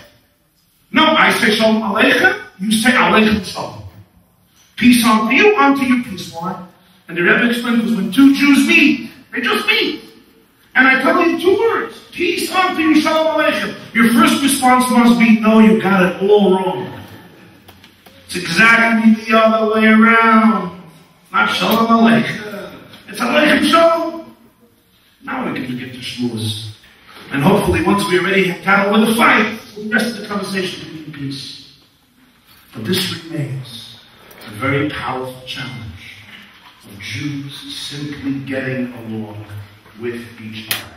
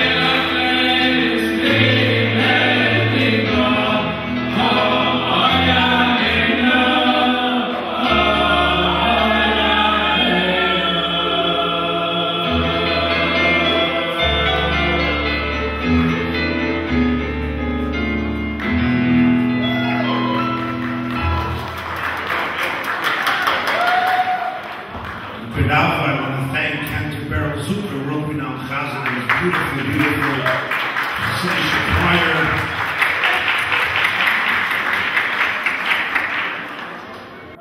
And I want to welcome all those who joined just now from across the globe. There's people now waking up early in the morning and joining us here at Yud-Tes Kislev, the celebration of an evening of music and inspiration for the Chag HaGeula, for the liberation of the Alter Rebbe. Welcome to close to 100 communities around the globe, the United States, the Holy Land, of course, and other countries who are here with us this evening via the World Wide Web. Yeshiva.net, welcome to all of you on Yom-Tes. May it be a blessing, a year filled with the light and the energy and the love and the blessings of Torah and Chassidus to each and every one of you, materially and spiritually. And I want to wish a special blessing for a complete and speedy recovery to Chayamushka Baschana, and a special blessing liberation for Chag HaGeula, to Shalom Mordechai Ben Rivka, for a mamash, Chaim, Lebracha, Amen, Yehiras, and Chaim.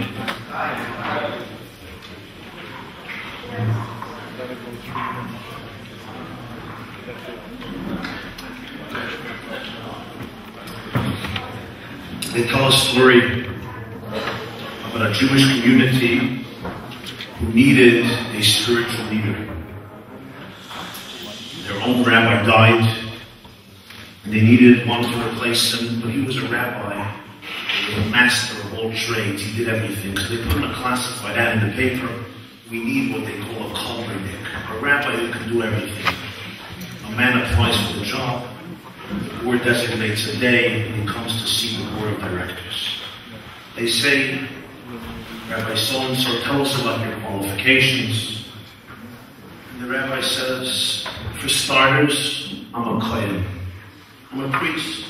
Every community needs a kohen to bless the congregation. I can do that. Besides that, I'm a moel. I can circumcise children. In addition to that, I'm a sheikhet. I can slaughter kosher animals. If that's not enough, I'm a chazan, I'm a cantor. I'm a sofer, I'm a scribe. I'm a baal tefillah, I know what I'm. I'm a baal koyer, I can read the Torah. I'm also a gabbai. I'm a shamash. I'm a great teacher. I'm a darshan. I'm an orator. I can do everything. I can hatch you, I can match you, and I can dispatch you. Which is, of course, the function of a rabbi. And in addition to all the above, I'm also Chevra Kaddish. I lead a burial society. People, unfortunately, pass on. Somebody has to bury them. I do that. One man in the board didn't fall asleep. Says, wait. 25 minutes ago, you told us you were a kohen. You're a kohen. Kohen is not going to be in a cemetery.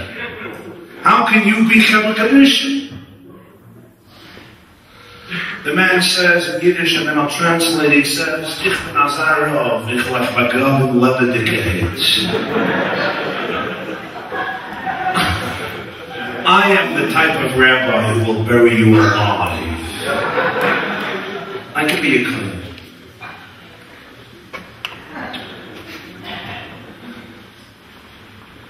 Here, we come to the second revolution of light.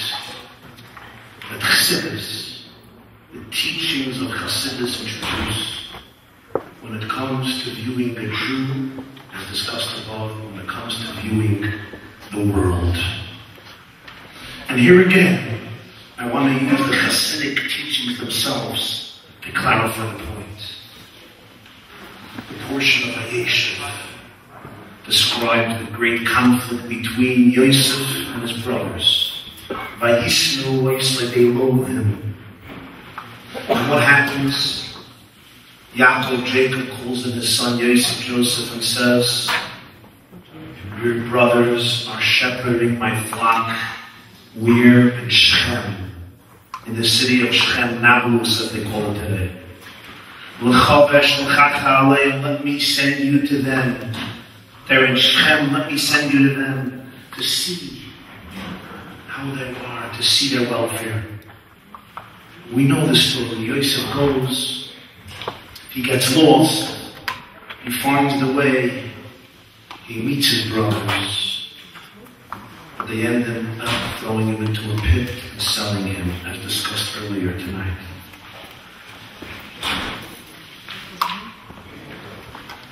And everybody wants to know what was really behind the conflict between Yosef and his brothers. The Torah says, Yaakov made for Yosef a chassidus pasim, a multicolored tunic, a multicolored garment. And they were jealous, they were envious. But was really the fight over about a shirt? Couldn't they go to Macy's and buy themselves their own sweaters? Is really the whole conflict at the genesis of the Jewish nation between Joseph and his brothers about a multicolored garment? Certainly part of it. What does it mean? What does it represent?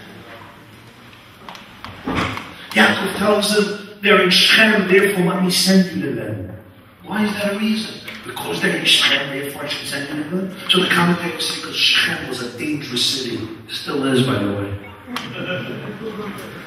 It's a dangerous city.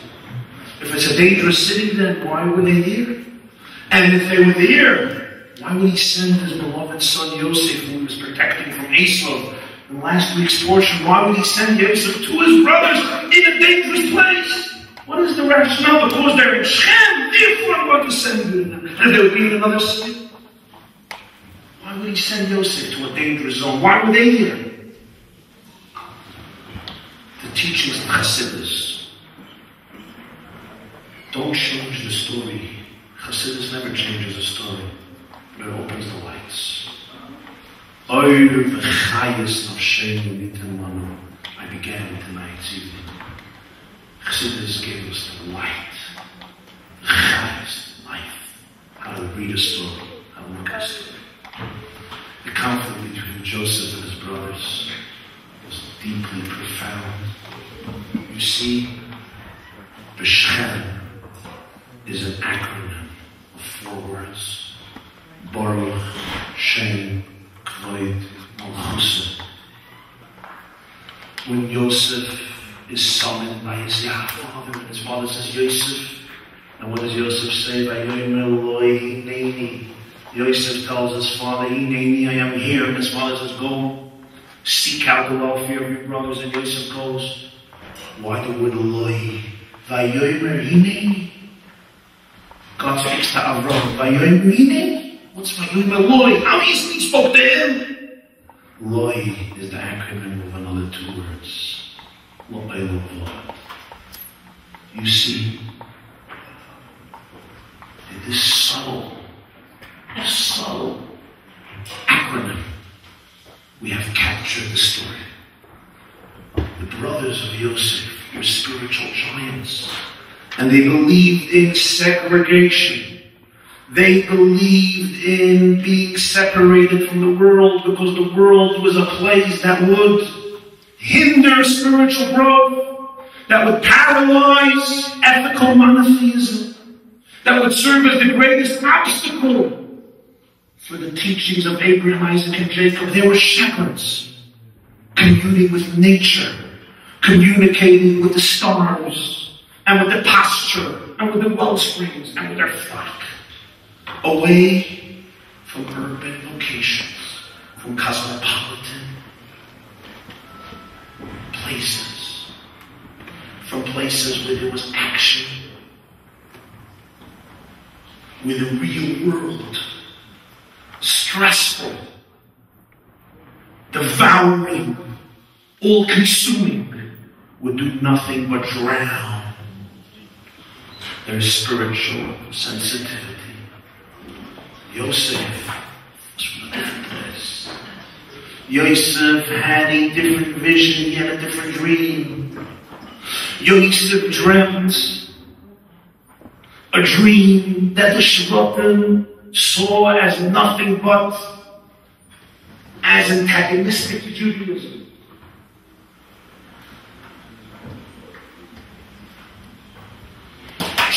Yosef Hatzaddik dreamt of Judaism living and thriving in a real, concrete, physical world. Yosef says, your bundles of sheaves are prostrating themselves to me. Yosef sees himself as a ruler, as a great king, as a great leader. Yosef used to dress beautifully. Yosef ultimately would become the prime minister of Egypt, and the Torah says he recognized his brothers, but they didn't recognize him. And one of the interpretations is, they could never recognize how Yosef could remain righteous in a morally depraved Egypt. For them, Egypt, the physical world, was everything that was opposed to Judaism. Yosef understood that the mission of the Jew must go one step deeper. It is not enough to find God in heaven, you must find God on earth. It is not enough to find truth in heaven. You must revolutionize the landscape of planet earth and reveal that Hashem Hu Elohim, that the name of Hashem, which represents transcendence, and the name of Elohim, which represents nature. Elohim is the same gematria like Hatera, nature 86. Hashem Hu Elohim is the same name. That nature itself is divine. That the body is a metaphor for the soul. That earth is a mirror of heaven. That physicality is a continuum of spirituality. That the truths of God can be found within the density of earth, and that can transform into heaven. Synthesis, integration, fusion. There are tribes where Baruch Hashem Kvod Malchusai, blessed is the name of his glory, of his kingdom. And Yosef represented La'olam Va'ed. It must permeate the world, the oil. Yosef dressed differently. He dreamt of a different career, of a different job, a different future, and he understood that if Jews were to endure and thrive for the next 4,000 years, it will only be if they learn how to find God. Not just when they're segregated and aloof, but also when they're in the real world, they'll be able to put on the right lenses and glasses and see that the truth of the world is that the world is also divine. This created tremendous conflict. The colorful tunic, you want to know? You know what the colorful tunic was about? Why did Jacob give Yosef the colorful tunic? Because he knew he was one child who will be able to navigate the multicolorfulness of a diverse world. The Shvatim lived in one color, one environment, one unified atmosphere. Yosef will live with paradoxes. Yosef will live with contradictions. His tunic is multicolored because his tunic is made up of diverse colors, and yet, on him, the colors will learn to fuse and synthesize together into a beautiful symphony, a beautiful piece of art. Because Yosef had the skill, had the spiritual depth beyond his brother to be able to find the oneness within the diversity, and the harmony within the fragmentation, and the unity within the compartmentalization, to reveal that within all of the paradoxes of the world, there is achdus, there is oneness. Hashem echad, ein oid mulvadoi baruch Hashem Kvod Malchusai, la'olam va'ed. Yaakov comes to Yosef and says, your brothers are in Shechem, and they only have Baruch Hashem Kvod Malchusai. Let me send you to Shechem to be able to teach your brothers what they have to learn about Yiddishkeit. They have to be able to learn that when you're in the world, you can look at the world and see it also as a reflection of godliness. Vayomer loi hineni. So Joseph says to his father, hineni, but he says loi, la'olam va'ed. And he goes with his tunic to Shechem. But the time was not ripe. The brothers were so suspicious. What they do is they sell Joseph into slavery, and it will take a generation, 22 years, till they'll be reunited, and ultimately they will learn to look up to their brother, who, notwithstanding the fact that he's the prime minister of the most powerful country, the superpower of the time, Egypt, was the leader of the world in terms of arts and economics, philosophy and architecture. As the leader of that world, he still maintained the fire and the passion for integrity, for ethics, for truth, for God. And then they would pass and learn who their brother really was. That day. This is the secret of his tunic. Yosef is blessed with this tunic. There's one child in Klal Yisrael is blessed with the shirt to be able to navigate paradoxes. And his brothers look at him with suspicion. And they say, he's the closest thing to Judaism. That's what they say about Joseph. He looks like a Jew. That's what they believed. And Yosef would not stop loving them, even when they hated him, they loathed him, they despised him, they denigrated him, they gossiped about him, they spoke terrible things about him. Because in their mind they couldn't understand the person who wears the colorful shirts, the person who can go out to the world and transform and revolutionize the landscape of planet Earth with the power of Chassidus that shows what Olam was as developed this Getler. But the world is really divine if you know how to see it that way. This was the secret of Yosef. But redemption comes when Yosef and the brothers come together. There's two sticks in the famous prophecy of Yecheskel and Ezekiel in the Haftarah by Yigash, the stick of Ephraim from the tribe of Yosef, and the stick of Yehuda. The children of Rachel, the children of Leah, come together in unity. So the Alter Rebbe, the Baal Tanya, Rabbi Shnei Zalman Liadi, is marrying off his grandchild to a grandchild of Rabbi Yitzchak of Barditchev. And the wedding is in Shlobin. Shlobin is chosen because it's the city right in the middle between Barditchev and Liadi. So Rabbi Yitzchak of Barditchev and Rabbi Shnei Zalman of Liadi meet in the middle of Shlobin, and that's where they marry all their grandchildren. It's a historical wedding. Chassidim call it the Shlobin Chassidism. The Shlobin wedding. The chuppah that marries on Friday afternoon. Much cheaper, by the way.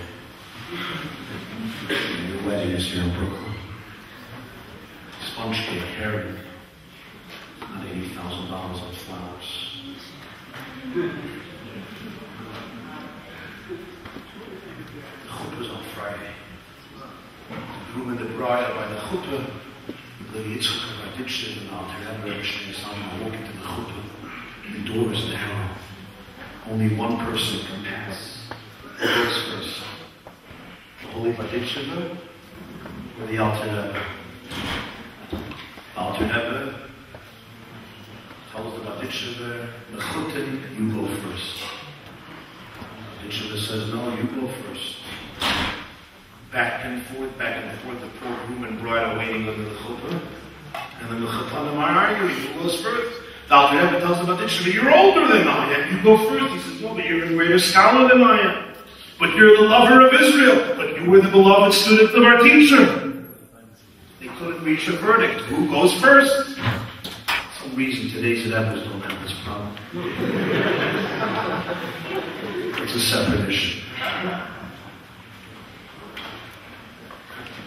The Barditchev tells the Alter Rebbe, he says, Rebbe Salman, we call Rebbe Salman,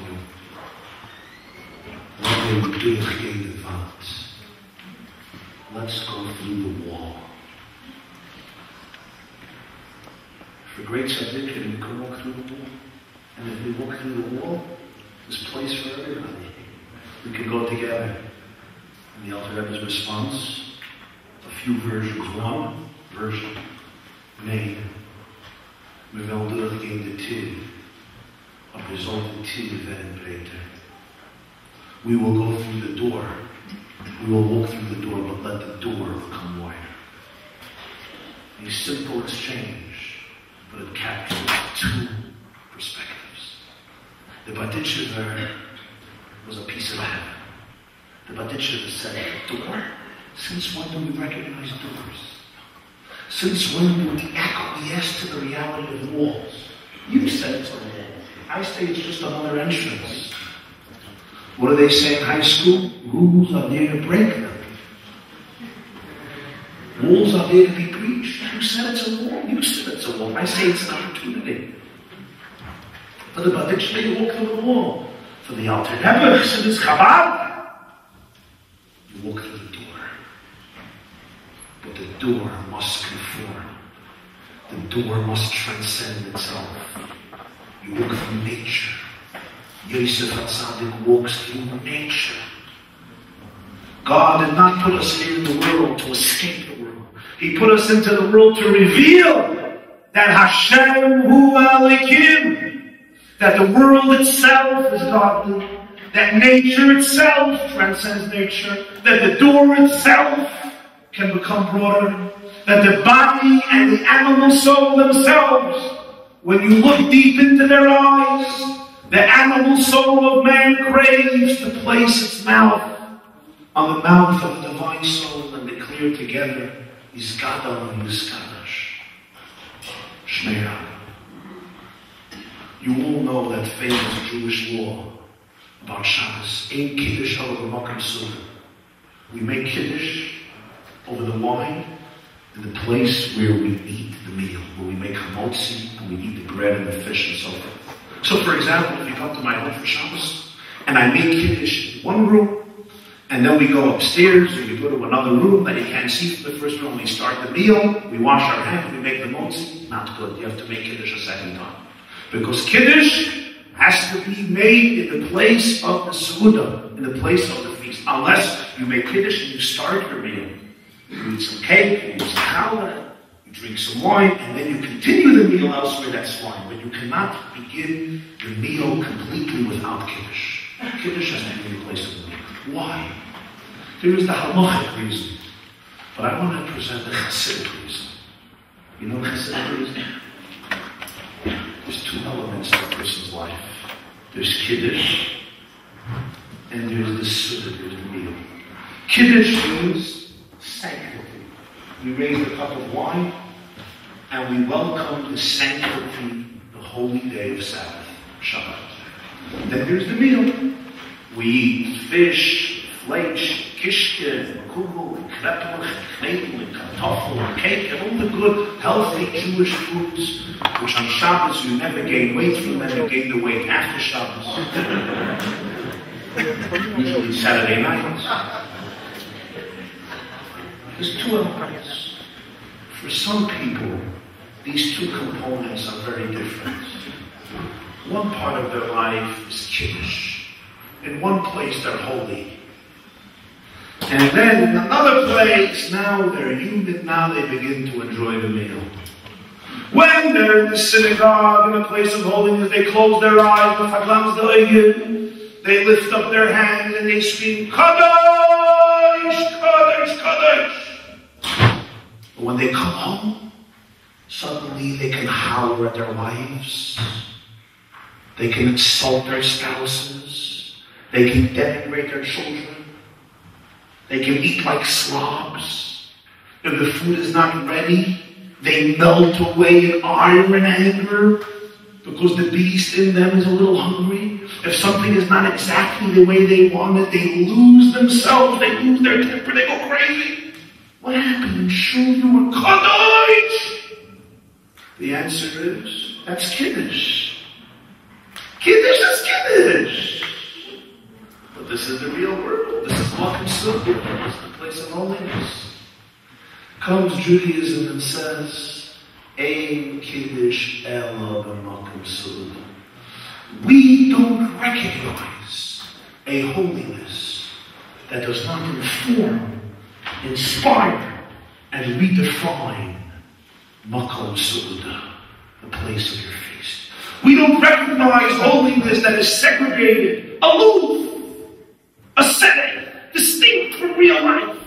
If it's holiness, it saturates and penetrates the way you speak to your spouse, the way you behave in your office, the way you deal with your partners, the way you deal with your customers, the way you speak to your children, and the way you behave in the bedroom and even in the bathroom. If it's holiness, if God is real, reality informs everything. You know the story?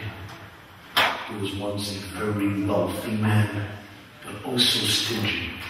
And the poor man comes to his house and says, please, I haven't eaten in 3 days, give me something to eat. And the man says, me? I don't feed schnorrers like you, poverty-stricken people like you. Go to Chabad. The man said, I can't go to Chabad. Chabad is 3 blocks away. By the time I get to Chabad, I'll die. Give me anything. Give me something from the garbage. From the garbage I'll give you. And the wealthy man takes out an old, smelly, horrible, salty piece of fish and gives it to the poor man who is so hungry he devours it in 8 seconds. But he gets so sick from it when he leaves the house and he starts walking, he falls down in a faint. He collapses. They rush him to the hospital. The wealthy man comes home at night and he tells his wife, you know, I have to leave home right. I have to leave the house right after dinner. She says, why? He says, you remember the guest we had today? Nebuch, he became sick. I don't know how, why, when. He fell ill. And one of the greatest mitzvahs is Bikr Chayil, to visit the sick. I have to go visit him in the hospital. Okay. He goes to visit him in the hospital. The next day he comes home after the prayers and he says to his wife, I have a very busy day today. She says, what? He says, Nebuch, remember our guest who fell very ill? Unfortunately, he died. His funeral was today. One of the greatest mitzvahs is to go to a funeral. I must attend the funeral, okay? The next day he comes home, he says, I have to leave the house right after lunch. Why? She says. He says, you remember our guest who fell ill, who died? Unfortunately, he left an orphan who's sitting shiva. And I must go pay a shiva call. It's one of the greatest mitzvahs. To go pay a shiva call, to comfort those who are in mourning, okay? The man goes to pay a shiva call to the orphan. He comes home from the shiva call, and he is extremely excited. His wife never saw her husband so happy. Even at their own wedding, he wasn't so excited. He was cavelling from ear to ear. He was radiating joy and a smile. She turns to him and she said, Yosef, why are you so happy? You're coming from a shiva call, for heaven's sake. Why are you so excited? What's causing this joy? And he tells his wife, and I have to say this in Yiddish and then I'll translate. He says, how can I not be happy? Wieviel mitzvahs ich habe abgetan mit ein verstunkener Stückel fish. Just think about how many mitzvahs I achieve with one smelly, salty piece of fish. 4 of the greatest mitzvot of Judaism. Hospitality to the poor, visiting the sick, escorting the dead, and comforting those in mourning. How can I not be happy? Ein stickel fish in the garbage. One little verschmeckte, decayed piece of fish gives me these moments. Yes, friends. This is a dramatic example of somebody who really doesn't get it. Religion, religion, religion. But he is clueless. Clueless. But this exists also on a much more refined level. Kiddush! I'm holy. Makim Sudan! But in the real world, when I'm having a party, oh, this is a different place, this is a different environment. Comes Chassidus and emphasizes and explains what Torah always teaches. That there's nothing beside it. Everything has an echo of godliness. Everything has a ray of heaven. Everything is an expression of the divine. The entire world was given to us to reveal the oneness within the diversity, the oneness within the fragmentation.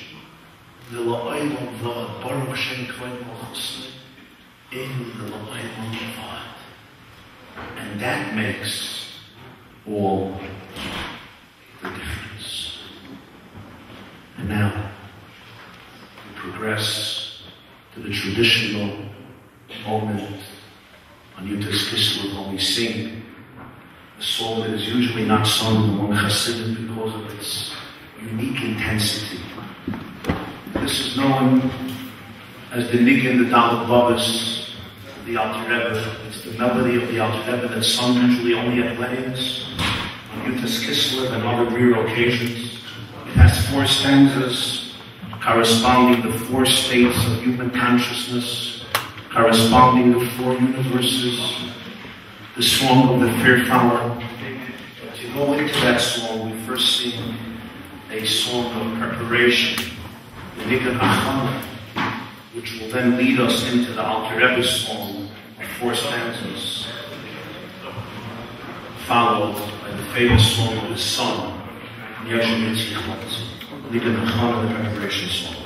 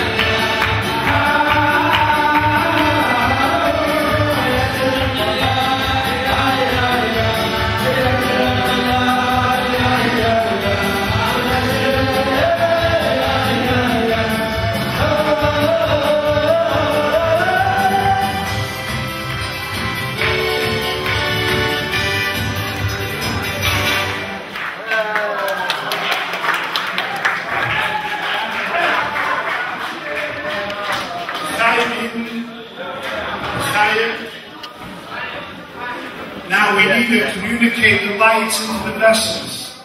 Baruch Hashem, fight off the same oil of God.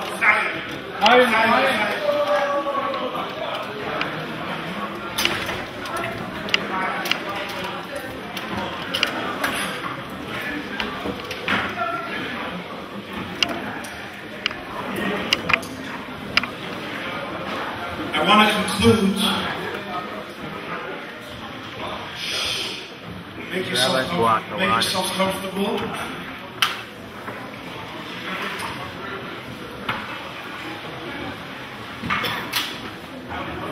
I want to conclude, my dear friends, with an insight I once saw. And this brings us to the third element of the light that Chassidus gave. How you view a Jew, how you view the world, and how you view Torah. The Holy Chassidus once said, in the history of Kabbalah, of Jewish mysticism, we have three great personalities. Who's the first one? Reb Shimon Bar Yochai, the author of the Zohar. Who's the second one?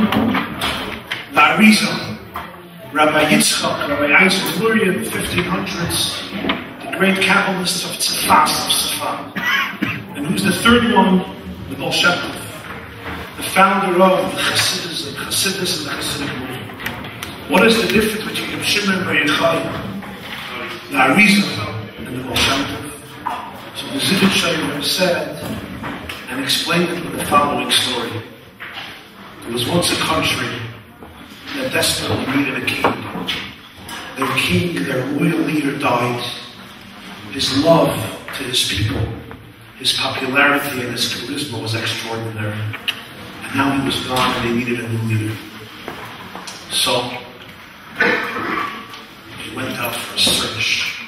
We didn't find a person who was qualified to carry on his shoulders the country of this. And so, one man approached the committee and the subjects of the old king who died. And he said, you know, I heard that in this remote region, there lives a king, there lives a person who possesses these and these features, these and these qualities, these and these characteristics, that if we would be able to get him, he would suit the role impeccably. There was some excitement, but limited. Then came a second man, and he said, I saw that person. The first one said, I heard about a person. The second one said, I saw it. And he began to vividly describe it to them, like you could describe something you saw with your own eyes. Now the excitement was elevated a notch, but only elevated a notch, still limited. The third person actually came, and what did he do? He brought the king, and he said, here, take a look. Reb Shimon Bar Yochai allowed us to know about godliness within ourselves and within the world, like we know about something that we hear, that somebody else heard, shares it with us. That reason comes and says, I saw. Let me tell you what I saw. The Baal Shem Tov didn't say I heard or I saw. The Baal Shem Tov said, here, take a look for yourself. He allowed godliness to become vivid, to become a reality, that a Jew should be able to live with his neshama. A Jew should be able to live with his or her soul. And this is the revolution that Chassidus accomplished in Torah. There's a story that in the early years, the Alter Rebbe used to travel to cities with his very strong antagonism of Chassidus. And because of who he was, he made a lot of Chassidim. And once he came to the shul in Shklov, Shklov Lithuania was the fortress of the opposing Chassidus. He got up on the Bilgah and he gave a klapa from Tisha. Now, Rabbi used to speak with melody. Everything he said was a niggin of a song. He said these words. Listen. Tamuru Yud-Tes Kislev Versuch better as the Eberster is good. Taste, and you will see that God and godliness is good. Dozens of dozens of young people pursued him. He went over the big and he left Shklov before they could attack him. And dozens of young great minds followed him because those words touched them. Come taste. Can I describe to you why this food is good? Taste it. Here, taste it. Can I tell you why this book is great? Can I explain to you why this song is delicious or marvelous? Listen to it and you'll hear. Tamar, taste it and you'll see. Here is the key. Here it is. Taste it. Get into it and you'll see. Here we come to the third perspective when it comes to Torah. What Chassidus allowed us to see in Torah, to sing Torah, but it opened the light. And we should be able to look at Torah and see in it the words of a living God speaking today to a living soul. It's not just a truth that was articulated thousands of years ago, but it's a truth that's vibrating right now through the consciousness. You open up the Torah from a Chassidic point of view, and it's a novel about your life and your struggles and your dilemmas and your challenges and your journeys today in 2009 Tavshinayim here on earth. Any parsha, any portion, any mitzvah, any law, any episode, any narrative, any story. Yosef and the brothers, Tamar and Yehuda, the issues we touched tonight, other stories. Every halach, every mishnah, every holiday. It didn't add anything new, but opened the lights to be able to see it, to be able to see its vitality, its freshness, its message, its contemporary application. It's now. What did the Baal Shem Tov say? Matan Torah, the giving of the Torah at Sinai, didn't happen once. It's constantly happening. God is always saying the Ten Commandments. So what's the difference between then and now? He says it's just we stopped listening, or we stopped hearing. The voice is being said, but we stopped hearing. Came Chassidus and said, let's open our ears together so that we can hear the message that's being said today, here and now to you and me by a living God, by a King of Israel. So where does this leave us all, my dear friends, on this Yud-Tes Kislev? What do we go away with? We go away with that from tonight, from Yud-Tes Kislev, each and every one of us, I think, beginning with myself, ought to try to become a little more bright and a little more warm. Oyer and Chais, to become a little more lichtig, a little more luminescent. I mean bright as in light, and a little more warm. Light and life are allergic. Everybody can give light and give life. From learning Chassidus, you become more bright, more luminescent, more filled with light. The way you look at the world, the way you look at yourself, the way you look at other people, is with a deeper clarity, a greater sensitivity, and more profundity, and the warmth, and the life, and the vitality changes. If I introduce a little more light into my life, and you introduce a little more light and life into your life, so then the people around us will also be affected by your light and by your life. How do you introduce a little more light and a little more life into your world? It happens through learning. When you learn Torah every day with sincerity, with integrity, with concentration, with commitment, and you learn Torah every day, both nigla, which means that exoteric, the revealed part of Torah, And you also learn every day, or at least a few times a week, you learn Chassidus. You learn the internal aspect of Torah, the soul of Torah, the Torah that was set free at Yud-Tes Kislev. And you learn it, and I learn it, with seriousness, and with concentration, and with focus. And literally every day, the day doesn't go by that you don't learn.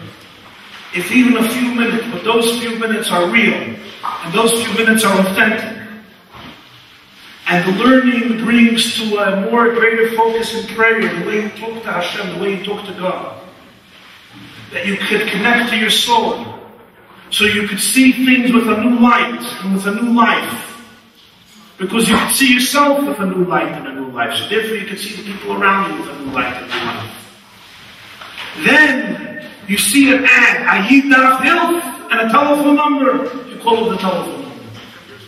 Then that light and that life becomes allergic, and it travels, and it lights up another child, and another child, another person, and another person, another Jew, and another Jew, and the sparks become flames, and the world gets illuminated with the light of Torah, and the light of Chassidus, until the objective for which the Alter Rebbe and the Baal Shem Tov and the Maggid sacrifice themselves, that you and I and we should be able to have a connection and experience the truth of godliness in the world and fill the world with that truth.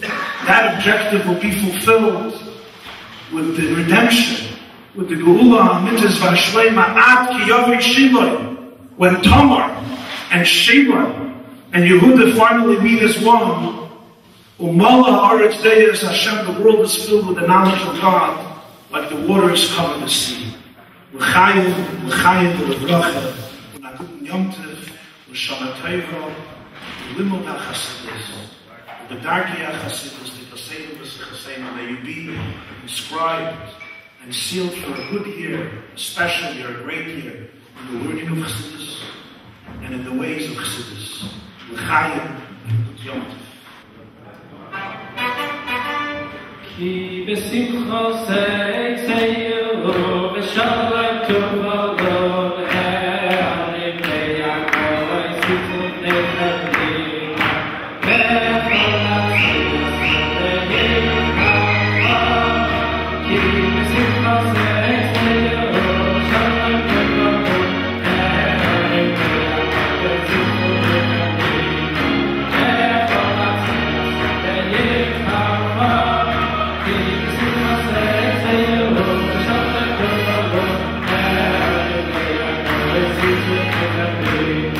Hey!